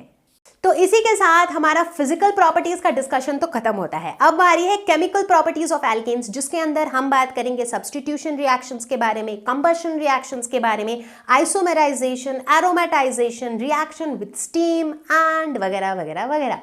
तो चलो शुरू करें। तो चलो भैया सबसे पहले बात करते हैं हैलोजिनेशन की। नाम से ही पता चल रहा है कि यहाँ पर हैलोजेन को हम ऐड करने वाले हैं, बट वो ऐड किस तरीके से होता है? ऐड तो होता नहीं है, बेसिकली ये होता क्या है कि एल्केन का एक हाइड्रोजन जो है वो रिप्लेस हो जाता है एक हैलोजन से, ठीक है। जैसे कि रिएक्शन देखते हैं, यहाँ पर हमने क्या लिया है, मीथेन, ठीक है। तो मीथेन का स्ट्रक्चर कैसा होता है? कार्बन के साथ इस तरीके से 4 हाइड्रोजन लगे हुए होते हैं। इसको हमने क्लोरीन से रिएक्ट कराया, क्लोरीन मेरा हैलोजन है, क्लोरीन ने क्या किया, एक हाइड्रोजन को किक मार के भगा दिया, तो इस हाइड्रोजन को भगा दिया और इसके जगह खुद आके बैठ गया, तो क्या बन गया, CH3Cl। जिस हाइड्रोजन को भगाया वो क्लोरीन के दूसरे एटम के साथ मिलकर के HCl बना लिया, ठीक है। अब अगर हम इसे फर्दर यानी कि इस CH3Cl को अगर हम फर्दर क्लोरीन से रिएक्ट कराएंगे तो क्या होगा, क्लोरीन इसके एक और हाइड्रोजन को भगा देगा और जगह ले लेगा। उसके बाद हम फिर से अगर इसे क्लोरीन से रिएक्ट कराएंगे तो एक और हाइड्रोजन को भगा के जगह ले लेगा, फिर से रिएक्ट कराएंगे तो सारे के सारे हाइड्रोजन को भगा के क्लोरीन जगह ले लेगा और बना लेगा CCl4 यानी कि कार्बन टेट्राक्लोराइड। तो हमने शुरू किया था CH4 से और हमने बना लिया CCl4। ठीक है। तो बेसिकली यहां पर जो ये तो काफी सिंपल था जो सीरीज ऑफ रिएक्शन था, तो यहां पर किस तरह का रिएक्शन हो रहा है, किस टाइप का रिएक्शन हो रहा है यहाँ पे। तो अगर हम ध्यान दें तो यहां पर जो रिएक्शन हो रहा है that is basically a substitution reaction, क्योंकि हमें साफ साफ दिख रहा है कि क्लोरीन जो है वो हाइड्रोजन को रिप्लेस करके, उसको सब्स्टिट्यूट करके उसकी जगह ले रहा है। तो जब हैलोजिनेशन की हम बात कर रहे हैं तो यहाँ पर ये हैलोजन तो कोई भी हो सकता है, क्लोरीन भी, फ्लोरीन भी, ब्रोमीन भी और आयोडीन भी। तो हम ये देखते हैं जब क्लोरीनेशन होता है तो वो प्रोसेस टेक प्लेस करता है इन प्रेजेंस ऑफ लाइट या फिर अल्ट्रावायलेट रेज। जब बात आती है ब्रोमिनेशन की तो देखते हैं हम कि ये प्रोसेस कंपैरेटिवली स्लो होता है। अब जब बारी आती है आयोडीनेशन की तो हम देखते हैं कि ये प्रोसेस इतना सुपर स्लो होता है कि this is almost a reversible process. In fact iodination को अकर करवाने के लिए हमें ऑक्सीडाइजिंग एजेंट्स की ज़रूरत पड़ती है। तो अक्सर ही हम नाइट्रिक एसिड जैसे कि HNO3 या फिर HiO3 जैसे ऑक्सीडाइजिंग एजेंट्स को यूज़ करते हैं। अब आप पूछोगे कि इन ऑक्सीडाइजिंग एजेंट्स का काम क्या होता है, तो लेट अस सपोज कि कोई भी एक एल्केन है, लेट्स से CH4, जो रिएक्ट करता है आयोडीन के साथ। ठीक है। तो वो क्या बनाता है, मिथाइल आयोडाइड प्लस HI। ठीक है। तो अब ऑक्सीडाइजिंग एजेंट्स का काम ही ये होता है कि वो इस HI को कंज्यूम करते रहें। उससे क्या होगा, ताकि मेरा रिएक्शन जो है वो सिर्फ फॉरवर्ड डायरेक्शन में ही अकर हो, वरना ये रिवर्सिबल रिएक्शन है, ये तो बस प्रोडक्ट बनेगा, प्रोडक्ट से रिएक्टेंट, रिएक्टेंट से प्रोडक्ट, प्रोडक्ट से रिएक्टेंट, तो ये इस तरह से चलता रहेगा। तो ताकि ये फॉरवर्ड डायरेक्शन में हो इसीलिए हम यहाँ पर इन ऑक्सीडाइजिंग एजेंट्स को यूज़ करते हैं जो HI को कंज्यूम करते रहे, जो HI के साथ रिएक्ट करके वापस आयोडीन बनाते रहे। तो इस तरीके से होता है हमारा आयोडीनेशन।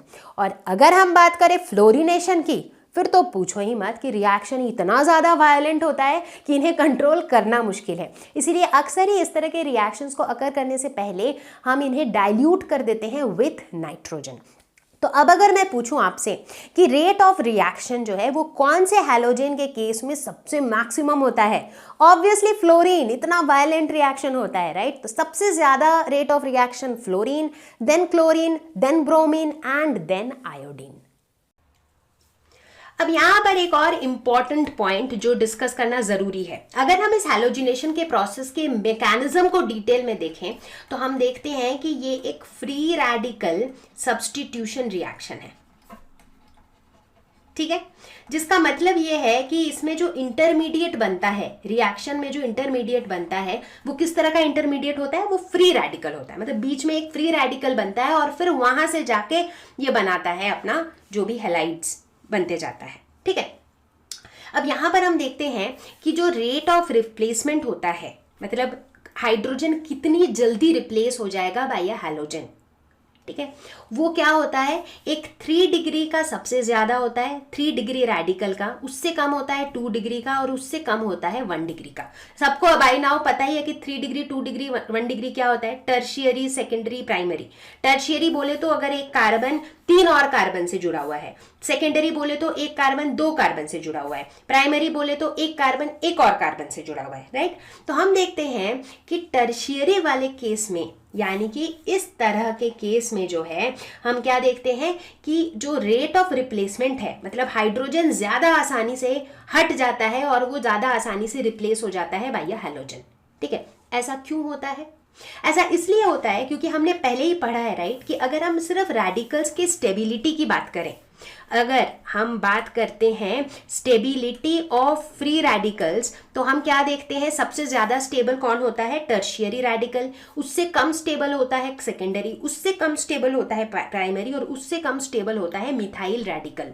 ऐसा क्यों, ये सारे रेडिकल क्यों है, क्योंकि इनके ऊपर एक एक अनपेयर्ड इलेक्ट्रॉन है। देखो ये ना तो कार्बोकैटायन है और ना ही कार्बन आयन है, इनके ऊपर फ्री रेडिकल, इनके ऊपर एक अनपेयर्ड इलेक्ट्रॉन है, इसीलिए ये सारे फ्री रेडिकल्स हैं। ठीक है, तो अब किसी को ध्यान है ये बात कि टर्शियरी रेडिकल सबसे ज्यादा स्टेबल क्यों होता है? इसलिए होता है क्योंकि देखो टर्शियरी रेडिकल में क्या अटैच्ड है, एल्काइल ग्रुप्स अटैच्ड है, सबसे ज्यादा एल्काइल ग्रुप्स अटैच्ड है। ठीक है, हमें क्या पता है कि ये जो एल्काइल ग्रुप्स है ना, ये जो CH3 ग्रुप्स हैं, ये किस तरह के ग्रुप्स होते हैं, ये प्लस आई इफेक्ट शो करते हैं। पढ़ा था हमने इंडक्टिव इफेक्ट, प्लस आई ग्रुप माइनस आई ग्रुप सब कुछ पढ़ा था।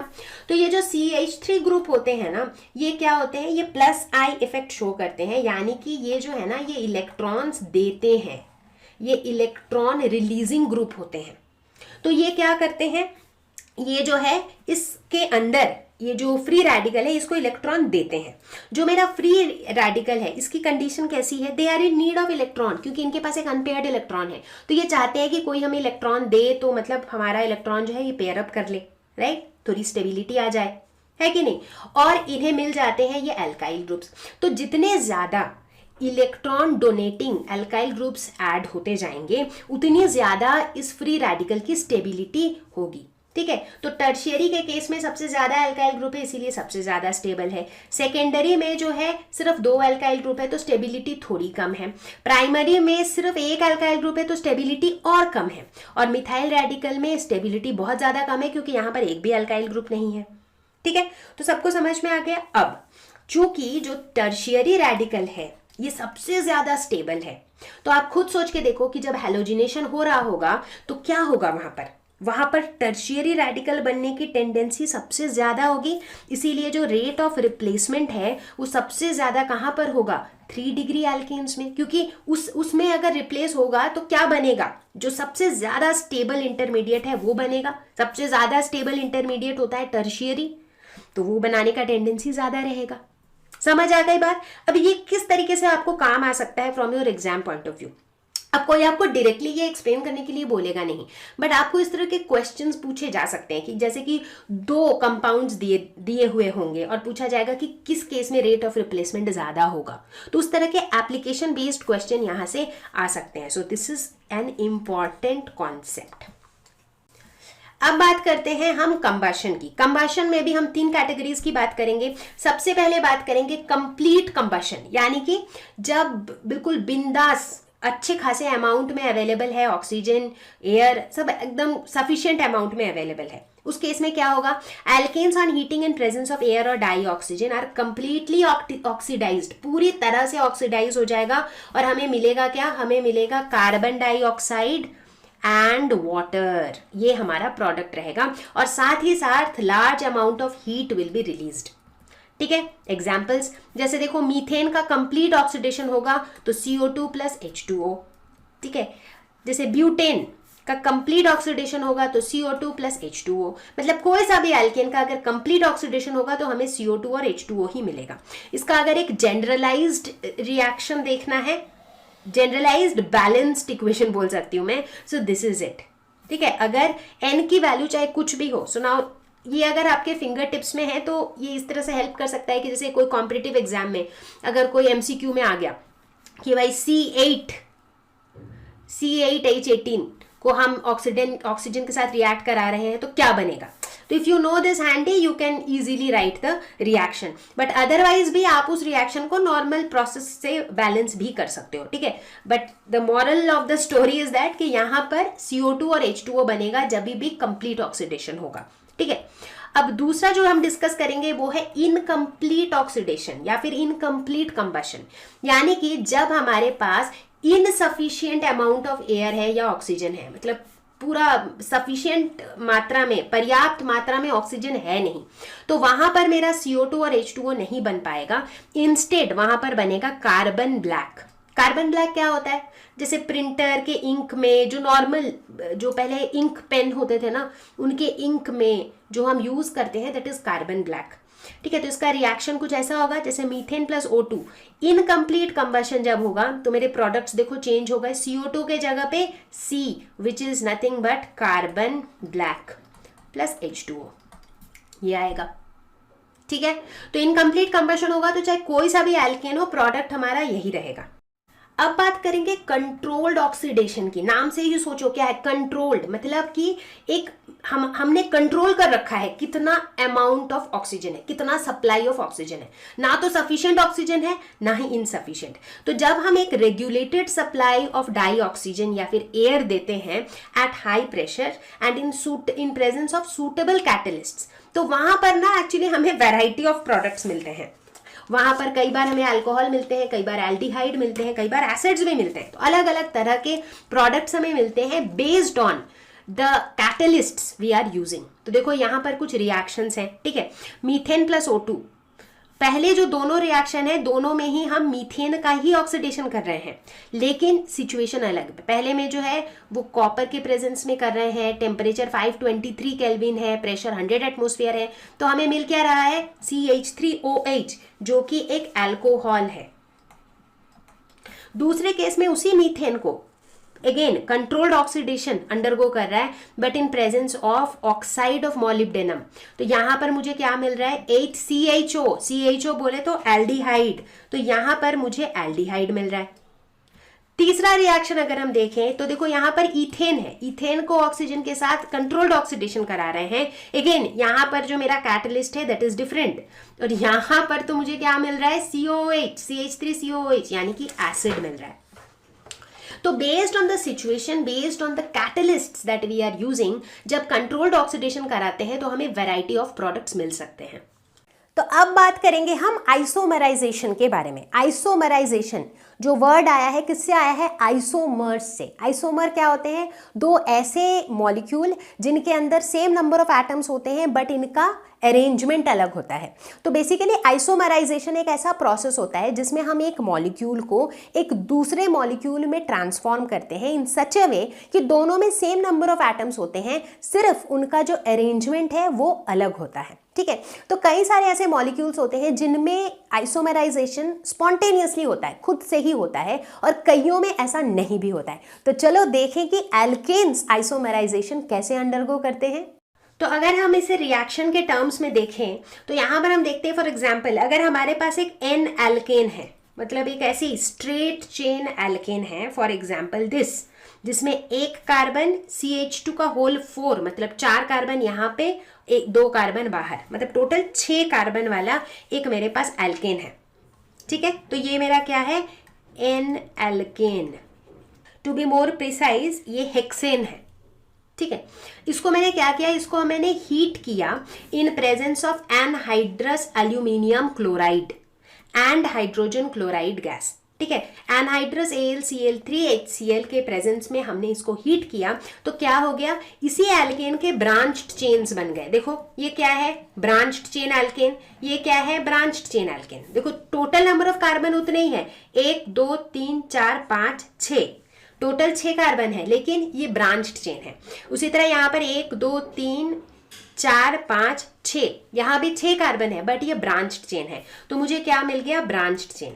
अब देखो इसका लॉजिक क्या है, मतलब इसमें एग्जैक्टली हो क्या रहा है कि ऐसा हो रहा है। तो सबसे पहले तो यहाँ पर ये जो AlCl3 है ना, ये एक क्रिटिकल रोल प्ले कर रहा है। ये क्या कर रहा है? ये जो है मेरे जो N एल्केन जो है ना, जो स्ट्रेट चेन एल्केन है, इसके ऊपर रिएक्ट करके ये कार्बोकैटायन बना रहा है।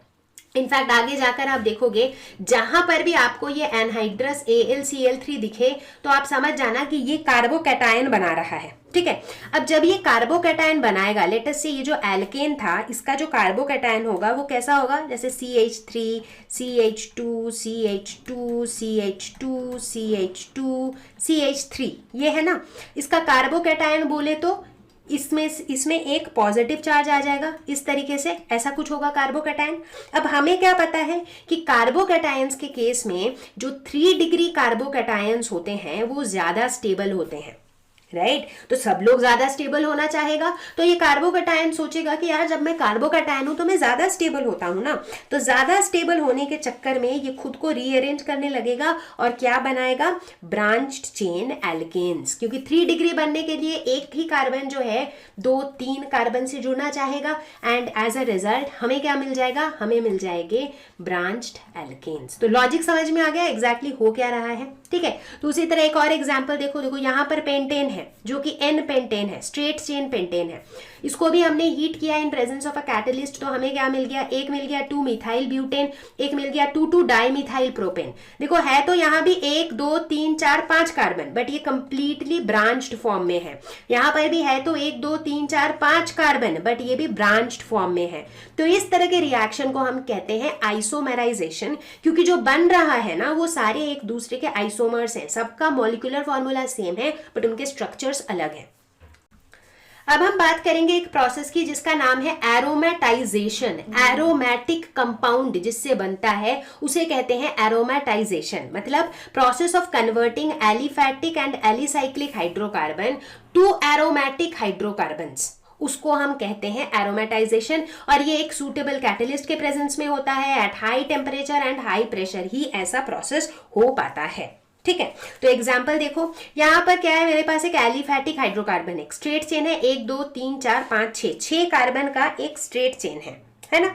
इसको मैंने क्या किया, कैटलिस्ट के प्रेजेंस में, तो यहाँ पर किस तरह के कैटलिस्ट यूज होते हैं, क्रोमियम के ऑक्साइड, वैलेडियम के ऑक्साइड्स, मॉलिब्डेनम के ऑक्साइड्स, तो इस तरह के मेरे कैटलिस्ट यूज होते हैं यहाँ पर, इनके ऑक्साइड्स, ठीक है। टेम्परेचर हाई है, प्रेशर टेम्परेचर प्रेशर हम हाई मेंटेन करते हैं, और हम क्या देखते हैं कि देखो ये स्ट्रेट चेन था, एलिफैटिक था, और एलिफैटिक से जो है ये क्या बन गया है, एरोमेटिक। एरोमेटिक मतलब जिसमें डीलोकलाइज्ड पाई इलेक्ट्रॉन्स हो, दैट इज एरोमेटिक, ठीक है। तो अगर इस प्रोसेस को थोड़ा सा डिटेल में समझे तो यहां पर बेसिकली 2 चीजें हो रही होती है। एक तो होता है डीहाइड्रोजिनेशन, जिसका मतलब है इसमें से हाइड्रोजन हटता जा रहा है, और दूसरा क्या हो रहा है, साइक्लाइजेशन, यानी कि जो स्ट्रेट चेन था वो साइक्लिक कंपाउंड बनता जा रहा है। बट ये इन दोनों स्टेप्स से ही जो है एरोमेटाइजेशन हो रहा होता है। एग्जाम्पल, इसी एग्जाम्पल को देखते हैं। पहले हमने एक इस तरीके का स्ट्रेट चेन लिया, ठीक है, ये स्ट्रेट चेन था, फिर इसमें से क्या हुआ, 2 हाइड्रोजन गायब हो गए। देखो यहां पर का और यहां पर से एक एक हाइड्रोजन अगर गायब हो गए तो मुझे किस तरह का स्ट्रक्चर मिल जाएगा, इस तरीके का स्ट्रक्चर। फर्दर इसमें से अगर 3 हाइड्रोजन गायब हो गए, मतलब टोटल 6H गायब हो गए। जब 6H गायब हो जाएंगे तो क्या हो जाएगा, डबल बॉन्ड्स बन जाएंगे। कितने डबल बॉन्ड्स बन जाएंगे, 3 डबल बॉन्ड्स बन जाएंगे, तो हमें इस तरह का स्ट्रक्चर मिल जाएगा। तो इन शॉर्ट क्या हो रहा है, हाइड्रोजन हट रहा है, डीहाइड्रोजिनेशन हो रहा है और साइक्लाइजेशन हो रहा है, ठीक है। अब इसी तरीके से तो यहां पर मुझे क्या मिला, ये जो स्ट्रक्चर मुझे मिला दैट इज बेंजीन, और बेंजीन जैसे कि हमें पता है कि रेजोनेटिंग स्ट्रक्चर्स इसके होते हैं, जिसकी वजह से बेंजीन है सुपर डुपर स्टेबल। एक एग्जांपल और देखो, यहां पर क्या बन रहा है, यहां पर बन रहा है टोलुइन, जिसे हम कहते हैं मिथाइल बेंजीन। अब टोलुइन बनने के लिए हमें किस तरह का एलिफैटिक कंपाउंड चाहिए था जिसमें एक और CH3 लगा हो, कुछ इस तरीके से, राइट। तो इसको भी अगर हम इन स्टेप्स के हिसाब से समझे तो हमने ये कंपाउंड लिया था, राइट, 1 2 3 4 5 6 7 कार्बन वाला एक एलिफैटिक कंपाउंड लिया। इसमें से जब हाइड्रोजन हट गया तो हमें क्या मिला, हमें इस तरीके का एक कंपाउंड मिला। इधर से एक एक हाइड्रोजन हट गया तो इन दोनों के बीच में एक बॉन्ड बनने की पॉसिबिलिटी आ गई। अब इसमें से जब फर्दर 3H2 हट गए तो क्या हुआ, इसके अंदर डबल बॉन्ड की पॉसिबिलिटी आ गई, राइट। अब बहुत से बच्चे सोच रहे होंगे कि ये हाइड्रोजन हटने से डबल बॉन्ड क्यों बन रहा है, तो बोलने का मतलब है कि पहले क्या था, यहाँ पर अगर इस कार्बन को आप देखोगे तो ये कार्बन इधर कार्बन से जुड़ा था, इधर कार्बन से जुड़ा था। कार्बन टेट्रावैलेंट है तो मतलब इसमें 2 हाइड्रोजन लगे हुए थे, करेक्ट। ये कार्बन इधर कार्बन से इधर कार्बन से जुड़ा हुआ था, टेट्रावैलेंट है यानी कि 2 हाइड्रोजन और लगे हुए थे, है ना। तो अब मान लो इसी तरीके से इन सब के साथ था, राइट, सभी के साथ जो है 2-2 हाइड्रोजन और जुड़े हुए थे। ये वाला जो कार्बन था ये ऑलरेडी 3 कार्बन से जुड़ा हुआ था, तो इसमें सिर्फ 1 हाइड्रोजन जुड़ा हुआ था, है ना। और यहां पर जो कार्बन था इसके साथ 1 2 3 हाइड्रोजन जुड़े हुए थे, ऐसा ही था सिचुएशन। अब मैंने क्या बोला कि 3H2 हट गए, यानी कि टोटल 6 हाइड्रोजन हट गए। ठीक है। तो यानी कि सभी में से एक एक ये जो लाइन है ये हट गया। अब अगर एक एक लाइन हट गया तो भाई ये कार्बन तो अभी भी क्या है, टेट्रावैलेंट है, तो ये अब 1 2 3 से जुड़ा हुआ है, चौथा कहाँ जाएगा, तो ये एक डबल बॉन्ड बना लेगा, राइट। समझ लो बात को, मतलब जब 3H2 हट गया तो समझ लो सब में से एक एक ये जो लाइन है ना, ये एक एक लाइन हट गई इन सब में से, क्योंकि एक एक हाइड्रोजन हट चुका है, ठीक है। तो अब जो है ये वाला कार्बन जो है ये सिर्फ 3 ही बॉन्ड बना रहा है, इसको एक बॉन्ड और बनाना है, तो इसने बोला चलो ठीक है मैं एक डबल बॉन्ड बना लेता हूँ इसके साथ। अब देखो ये कार्बन का भी टेट्रावैलेंसी पूरा हो गया, इसका भी पूरा हो गया, बट ये भी यही सोचेगा कि यार मैं तो 3 ही बॉन्ड बना रखा हूँ, चलो बगल वाले के साथ एक डबल बॉन्ड बना लेता हूं। अब इसका भी पूरा हो गया, इसका भी पूरा हो गया, सिमिलरली ये भी सोचेगा, और इसी तरीके से जो है ये डबल बॉन्ड्स आ जाते हैं। तो इस तरह से एरोमेटाइजेशन जो है that is basically dehydrogenation and cyclisation.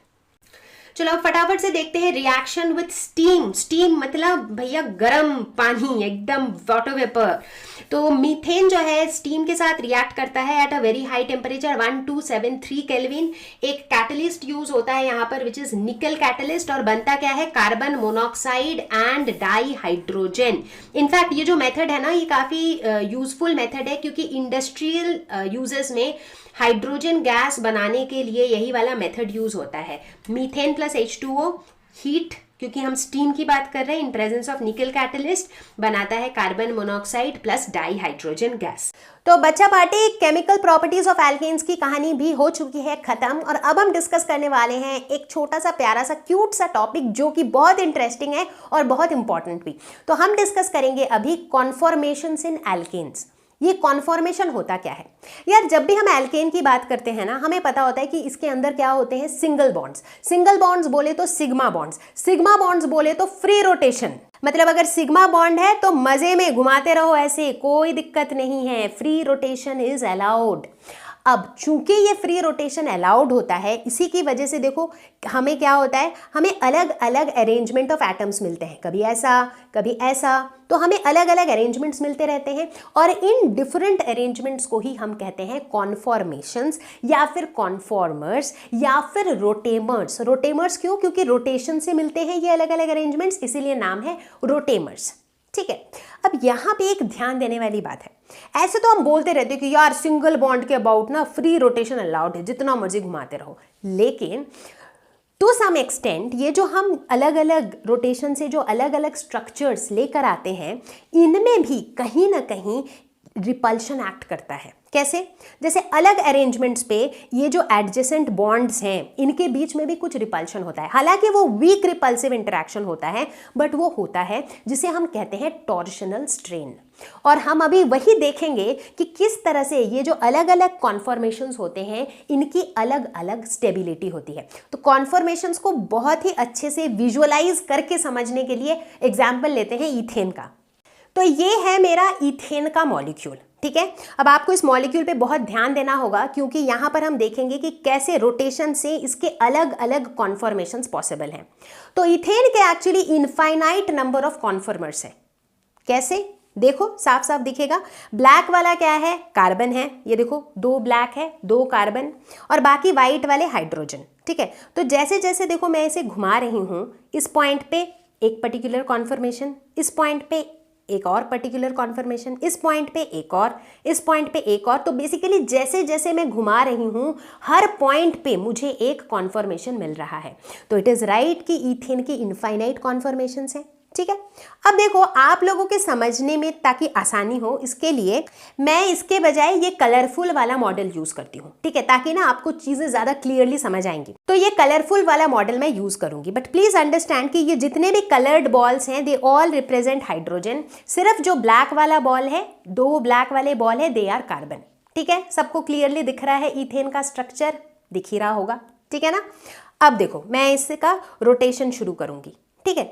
तो अब हम क्या देखते हैं, जैसा कि मैंने बताया जैसे जैसे मैं इसे घुमाऊंगी इस तरीके से हर पॉइंट पे मुझे एक नया कॉन्फर्मेशन मिल रहा है, ठीक है। तो इनफाइनाइट कॉन्फर्मेशन है, लेकिन हम बात करेंगे 2 एक्सट्रीम केसेस की। एक केस ऐसा जिसमें जितने हाइड्रोजन एटम्स हैं वो एक दूसरे के जितने क्लोज रह सकते हैं उतने क्लोज रह रहे हैं, जैसे कि ये अगर ये वाला स्ट्रक्चर है तो देखो क्या हो रहा है, ये जो हाइड्रोजन है ये एक दूसरे के जितने क्लोज रह सकते हैं उतने क्लोज हैं, और इस तरह के कॉन्फॉर्मेशन को हम कहते हैं एक्लिप्स्ड कॉन्फॉर्मेशन। एक्लिप्स का मतलब क्या होता है, सोलर एक्लिप्स, लूनर एक्लिप्स, सूर्य ग्रहण, चंद्र ग्रहण में क्या होता है, एक जो है दूसरे को अपने पीछे छुपा लेता है। यहां भी वही हो रहा है, देखो ऊपर का रेड बॉल पीछे वाले को छुपा ले रहा है, ये ब्लू पीछे वाले को छुपा ले रहा है, ये येलो पीछे वाले को छुपा ले रहा है। तो ये एक्लिप्स्ड कॉन्फॉर्मेशन है जहां पर जितने हाइड्रोजन है ना वो एक दूसरे से जितने पास रह सकते हैं, जितने क्लोज रह सकते हैं उतने क्लोज हैं। ठीक है। जो दूसरा एक्सट्रीम कॉन्फॉर्मेशन है वो है ये, जिसमें जितने हाइड्रोजन हैं, जो 6 के 6 हाइड्रोजन हैं, वो एक दूसरे से जितनी दूर रह सकते हैं उतने दूर हैं। बताने की जरूरत नहीं, आपको साफ साफ दिख रहा है कि सारे के सारे जो हैं एक दूसरे से बिल्कुल दूर हैं, राइट। इसे हम कहते हैं स्टैगर्ड कॉन्फॉर्मेशन। ठीक है। अब इनके बीच में जितने भी कॉन्फॉर्मेशन आते हैं, जैसे मान लो इसको मैंने थोड़ा सा यूं घुमाया, अब क्या हुआ, हाइड्रोजन हाइड्रोजन के बीच का डिस्टेंस पहले से थोड़ा कम हो गया, थोड़ा और घुमाया, पहले से थोड़ा और कम हो गया, और घुमाया, क्या हो गया, वापस इक्लिप्स्ड में आ गया, और घुमाया, फिर से डिस्टेंस थोड़ा बढ़ गया, और घुमाया, वापस क्या हुआ, स्टैगर्ड में आ गया, राइट। तो जैसे जैसे मैं घुमाती जाऊंगी, जो 2 एक्सट्रीम है वो क्या है, एक्लिप्स और स्टैगर्ड, और उनके बीच में जितने भी कॉन्फॉर्मेशंस आ रहे हैं उन्हें हम कहते हैं स्क्यू कॉन्फॉर्मेशन। ठीक है। तो 3 नए टर्म्स सीखे हमने, एक्लिप्स्ड, स्टैगर्ड एंड स्क्यू। ध्यान देने वाली बात है कि ये जितने भी कॉन्फॉर्मेशन हैं इनके दौरान ना तो मेरा बॉन्ड लेंथ चेंज हो रहा है और ना ही बॉन्ड एंगल चेंज हो रहा है। क्या हो रहा है, सिर्फ मैं इसे इस सिग्मा बॉन्ड के अबाउट रोटेट कर रही हूं। एक्लिप्स्ड कॉन्फॉर्मेशन एंड स्टैगर्ड कॉन्फॉर्मेशन को रिप्रेजेंट करने का एक तरीका होता है जिसे हम कहते हैं सॉहॉर्स एंड न्यूमैन प्रोजेक्शन। थोड़ा अजीब सा नाम है लेकिन चलो इसे समझते हैं। तो सबसे पहले सीखते हैं सॉहॉर्स प्रोजेक्शन। सॉहॉर्स प्रोजेक्शन में हम सबसे पहले एक लाइन ड्रॉ करते हैं और वो लाइन रिप्रेजेंट करता है कार्बन कार्बन बॉन्ड। ठीक है। इस स्ट्रक्चर को देखो, मेरे हाथ में जो स्ट्रक्चर है वो देखो, और स्क्रीन पे जो इमेज दिख रही है उसे भी फॉलो करते रहो। ठीक है। तो एक लाइन बनाएंगे सबसे पहले, बट स्ट्रेट लाइन नहीं, थोड़ा सा टिल्टेड लाइन, और वो टिल्टेड लाइन रिप्रेजेंट कर रहा है कार्बन कार्बन बॉन्ड, यानी कि ये जो 2 ब्लैक वाले बॉल्स हैं इनके बीच का जो बॉन्ड है उसको रिप्रेजेंट कर रहा है। हमने इसे टिल्टेड बनाया है, तो जो लोअर एंड है उसका वो रिप्रेजेंट कर रहा है फ्रंट कार्बन को, सामने वाले कार्बन को, इसे, और जो अपर एंड है वो रिप्रेजेंट कर रहा है पीछे वाले कार्बन को, यानी कि इसे। ठीक है। अब दोनों कार्बन से 3-3 हाइड्रोजन अटैच्ड है, उसे कैसे दिखाएंगे, इस कार्बन से, मतलब लाइन के सामने वाले एंड से 3 लाइन खींचेंगे इस तरीके से, सच दैट इनके बीच का एंगल 120 डिग्री हो। सो 120 प्लस 120 प्लस 120, 360 डिग्री। ठीक उसी तरीके से पीछे वाले एंड से भी लाइन के हम 3 लाइन खींचेंगे, 1 2 3, वो भी एट 120 डिग्री इज एंगल्स। ठीक है। अब जब हमें दिखाना होगा एक्लिप्स्ड कॉन्फॉर्मर, तो एक्लिप्स्ड कॉन्फॉर्मेशन के लिए हम क्या करेंगे, सामने वाले से जो 3 लाइन खींचेंगे बिल्कुल वैसे ही खींचेंगे जैसे पीछे वाले से खींचा है। जैसे देखो 1 2 3, ठीक उसी तरीके से पीछे वाले से भी 1 2 3। तो जब हम ऐसा ड्रॉ करेंगे, so this will be my eclipsed conformation. ठीक है। स्टैगर्ड ड्रॉ करने के लिए क्या अलग होगा, सामने वाले को ऐसे ही रहने दो, लेकिन जो पीछे वाला है उसे यूं चेंज कर दो। ठीक है। तो हो गया मेरा स्टैगर्ड। तो अब सबको समझ में आ गया इसे हम कैसे ड्रॉ करते हैं। अमेजिंग। अब देखेंगे हम न्यूमैन प्रोजेक्शन। न्यूमैन प्रोजेक्शन में हम क्या करते हैं, हम ऐसे एज्यूम करते हैं कि एक के पीछे एक कार्बन है, ये हमारा एजम्पशन होता है। इसीलिए जो फ्रंट वाला कार्बन है इसको हम एक डॉट से रिप्रेजेंट करते हैं, और जो पीछे वाला कार्बन है उसको हम एक सर्कल से रिप्रेजेंट करते हैं। ठीक है। तो देखो जो डॉट है आपको दिख रहा है, मतलब जो सर्कल का काइंड ऑफ सेंटर दिख रहा है वो सामने वाला कार्बन है, और जो सर्कल है वो पीछे वाला कार्बन है। ठीक है। तो इस केस में जब हम एक्लिप्स्ड ट्रांसफॉर्मेशन शो करेंगे तो कैसे शो करेंगे, डॉट से 3 लाइंस एट 120 डिग्रीज, क्लियर। और जो सर्कल है वहां से भी देखो 3 लाइंस जो ऑलमोस्ट ये वाले लाइंस के साथ साथ ही हैं, ऑलमोस्ट ऐसे, राइट। तो ये हो जाएगा मेरा एक्लिप्स ट्रांसफॉर्मेशन। अगर मुझे दिखाना है स्टैगर्ड, स्टैगर्ड को कैसे दिखाएंगे, स्टैगर्ड में ऐसा होता है, तो इस केस में मेरा सामने वाला तो वही रहेगा, पॉइंट से 3 लाइंस। लेकिन जो पीछे का सर्कल था वहां से जो मेरी लाइंस हैं वो इस तरह से निकलती हुई आएंगी। तो ये मेरा हो जाएगा स्टैगर्ड कॉन्फॉर्मेशन। अब अगर मैं पूछूं कि ये जो दो कॉन्फॉर्मेशंस हैं, एक स्टैगर्ड और दूसरा एक्लिप्स्ड, इन दोनों की स्टेबिलिटी के बारे में आप क्या सोचते हो, क्या कहोगे आप? तो अगर हम बात करते हैं इसकी यानी कि एक्लिप्स्ड कॉन्फॉर्मेशन की, तो यहां पर हम देखते हैं कि जो हाइड्रोजन एटम्स हैं वो एक दूसरे से जितने क्लोज रह सकते हैं उतने क्लोज हैं। चूंकि इतने क्लोज हैं तो इनके केस में जो रिपल्सिव फोर्स है वो ज्यादा है, रिपल्शन ज्यादा है तो एनर्जी ज्यादा है, एनर्जी ज्यादा है तो स्टेबिलिटी कम है। और वहीं अगर मैं इस स्टैगर्ड कॉन्फॉर्मेशन की बात करूं तो यहां पर हाइड्रोजन एटम्स एक दूसरे से बहुत दूर हैं। इसकी वजह से रिपल्शन मिनिमम है, एनर्जी मिनिमम है, तो स्टेबिलिटी ज्यादा है। तो बच्चा पार्टी, इसी के साथ हम आ चुके हैं इस वीडियो के एंड पे। तो हमने इस वीडियो के अंदर एल्केन्स को पूरी तरह से डिस्कस कर लिया है और मुझे उम्मीद है कि आपके कॉन्सेप्ट्स हो चुके होंगे क्रिस्टल क्लियर। तो अगले वीडियो में हम डिस्कस करने वाले हैं एल्कीन्स एंड देन एल्काइंस। तो सभी लोग साथ ही रहना, मैं जल्दी ही मिलती हूँ अगले वीडियो के साथ। अगर आपके कॉन्सेप्ट क्रिस्टल क्लियर हो चुके हैं तो लिखना मत भूलना, कॉन्सेप्ट हुआ क्रिस्टल क्लियर। मैं जल्दी ही मिलती हूँ आप सभी को, तब तक के लिए stay home, stay safe, take care, bye bye.